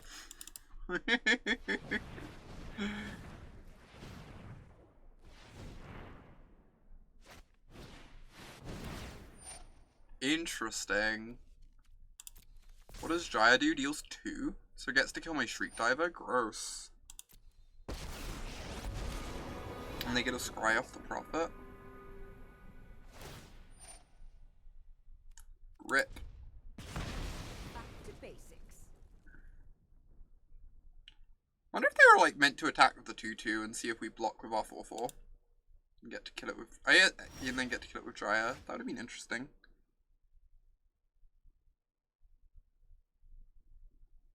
Yeah, I think it's gonna be tough, Dokomoy. I suggested doing it today, but she never actually got back to me about it.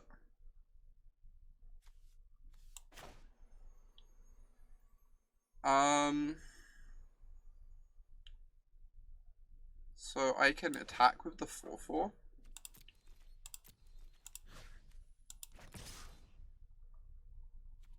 If they double block with the 2/2, I get to Sorin's first hit.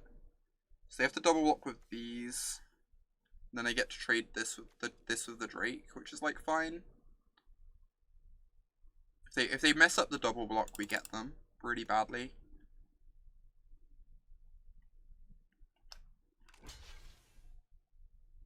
Oh wow, what?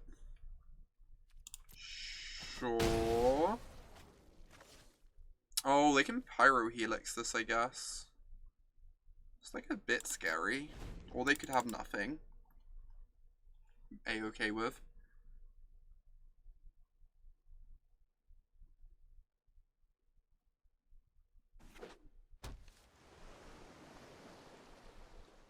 Steph is talking in stream about maybe doing a show match between the two of you in like an hour.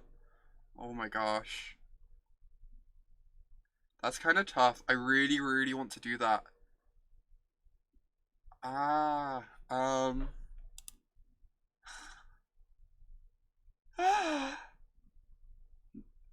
Did she say what the show match would be? I'm sure she'll understand if I can't. I'm just aware, like, I have to do my article tonight. I have to get in some modern practice.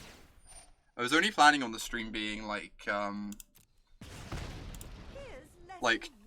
2 or 3 hours.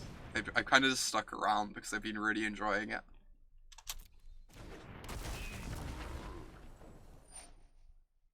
Ooh, goodbye 4/2. Alright.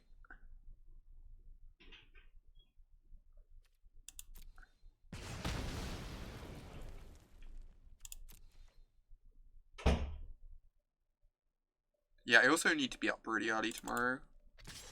So I think it's going to be kind of hard for me to do that as much as I'd like to.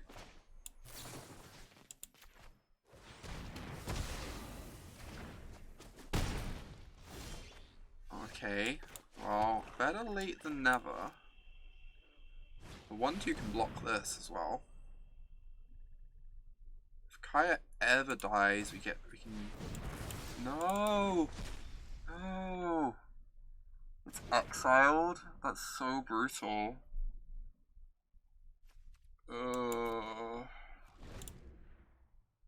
This card looks so bad. What do we get back? Like, Honor?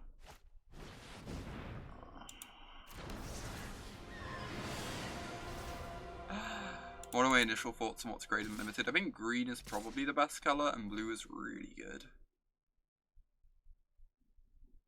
I think the other 3 colors all feel like a bit behind compared to those 2.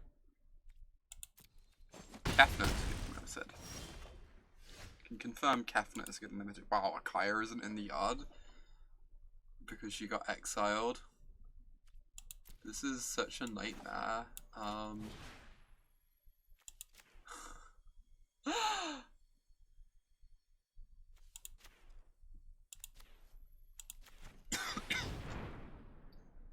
I think this card is just bad. At least in a deck like this. I think you need so much redundancy to make this card good.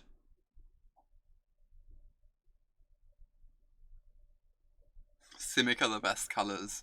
Shocking evaluation from Autumn, Sharkdo, Crab, Burchett.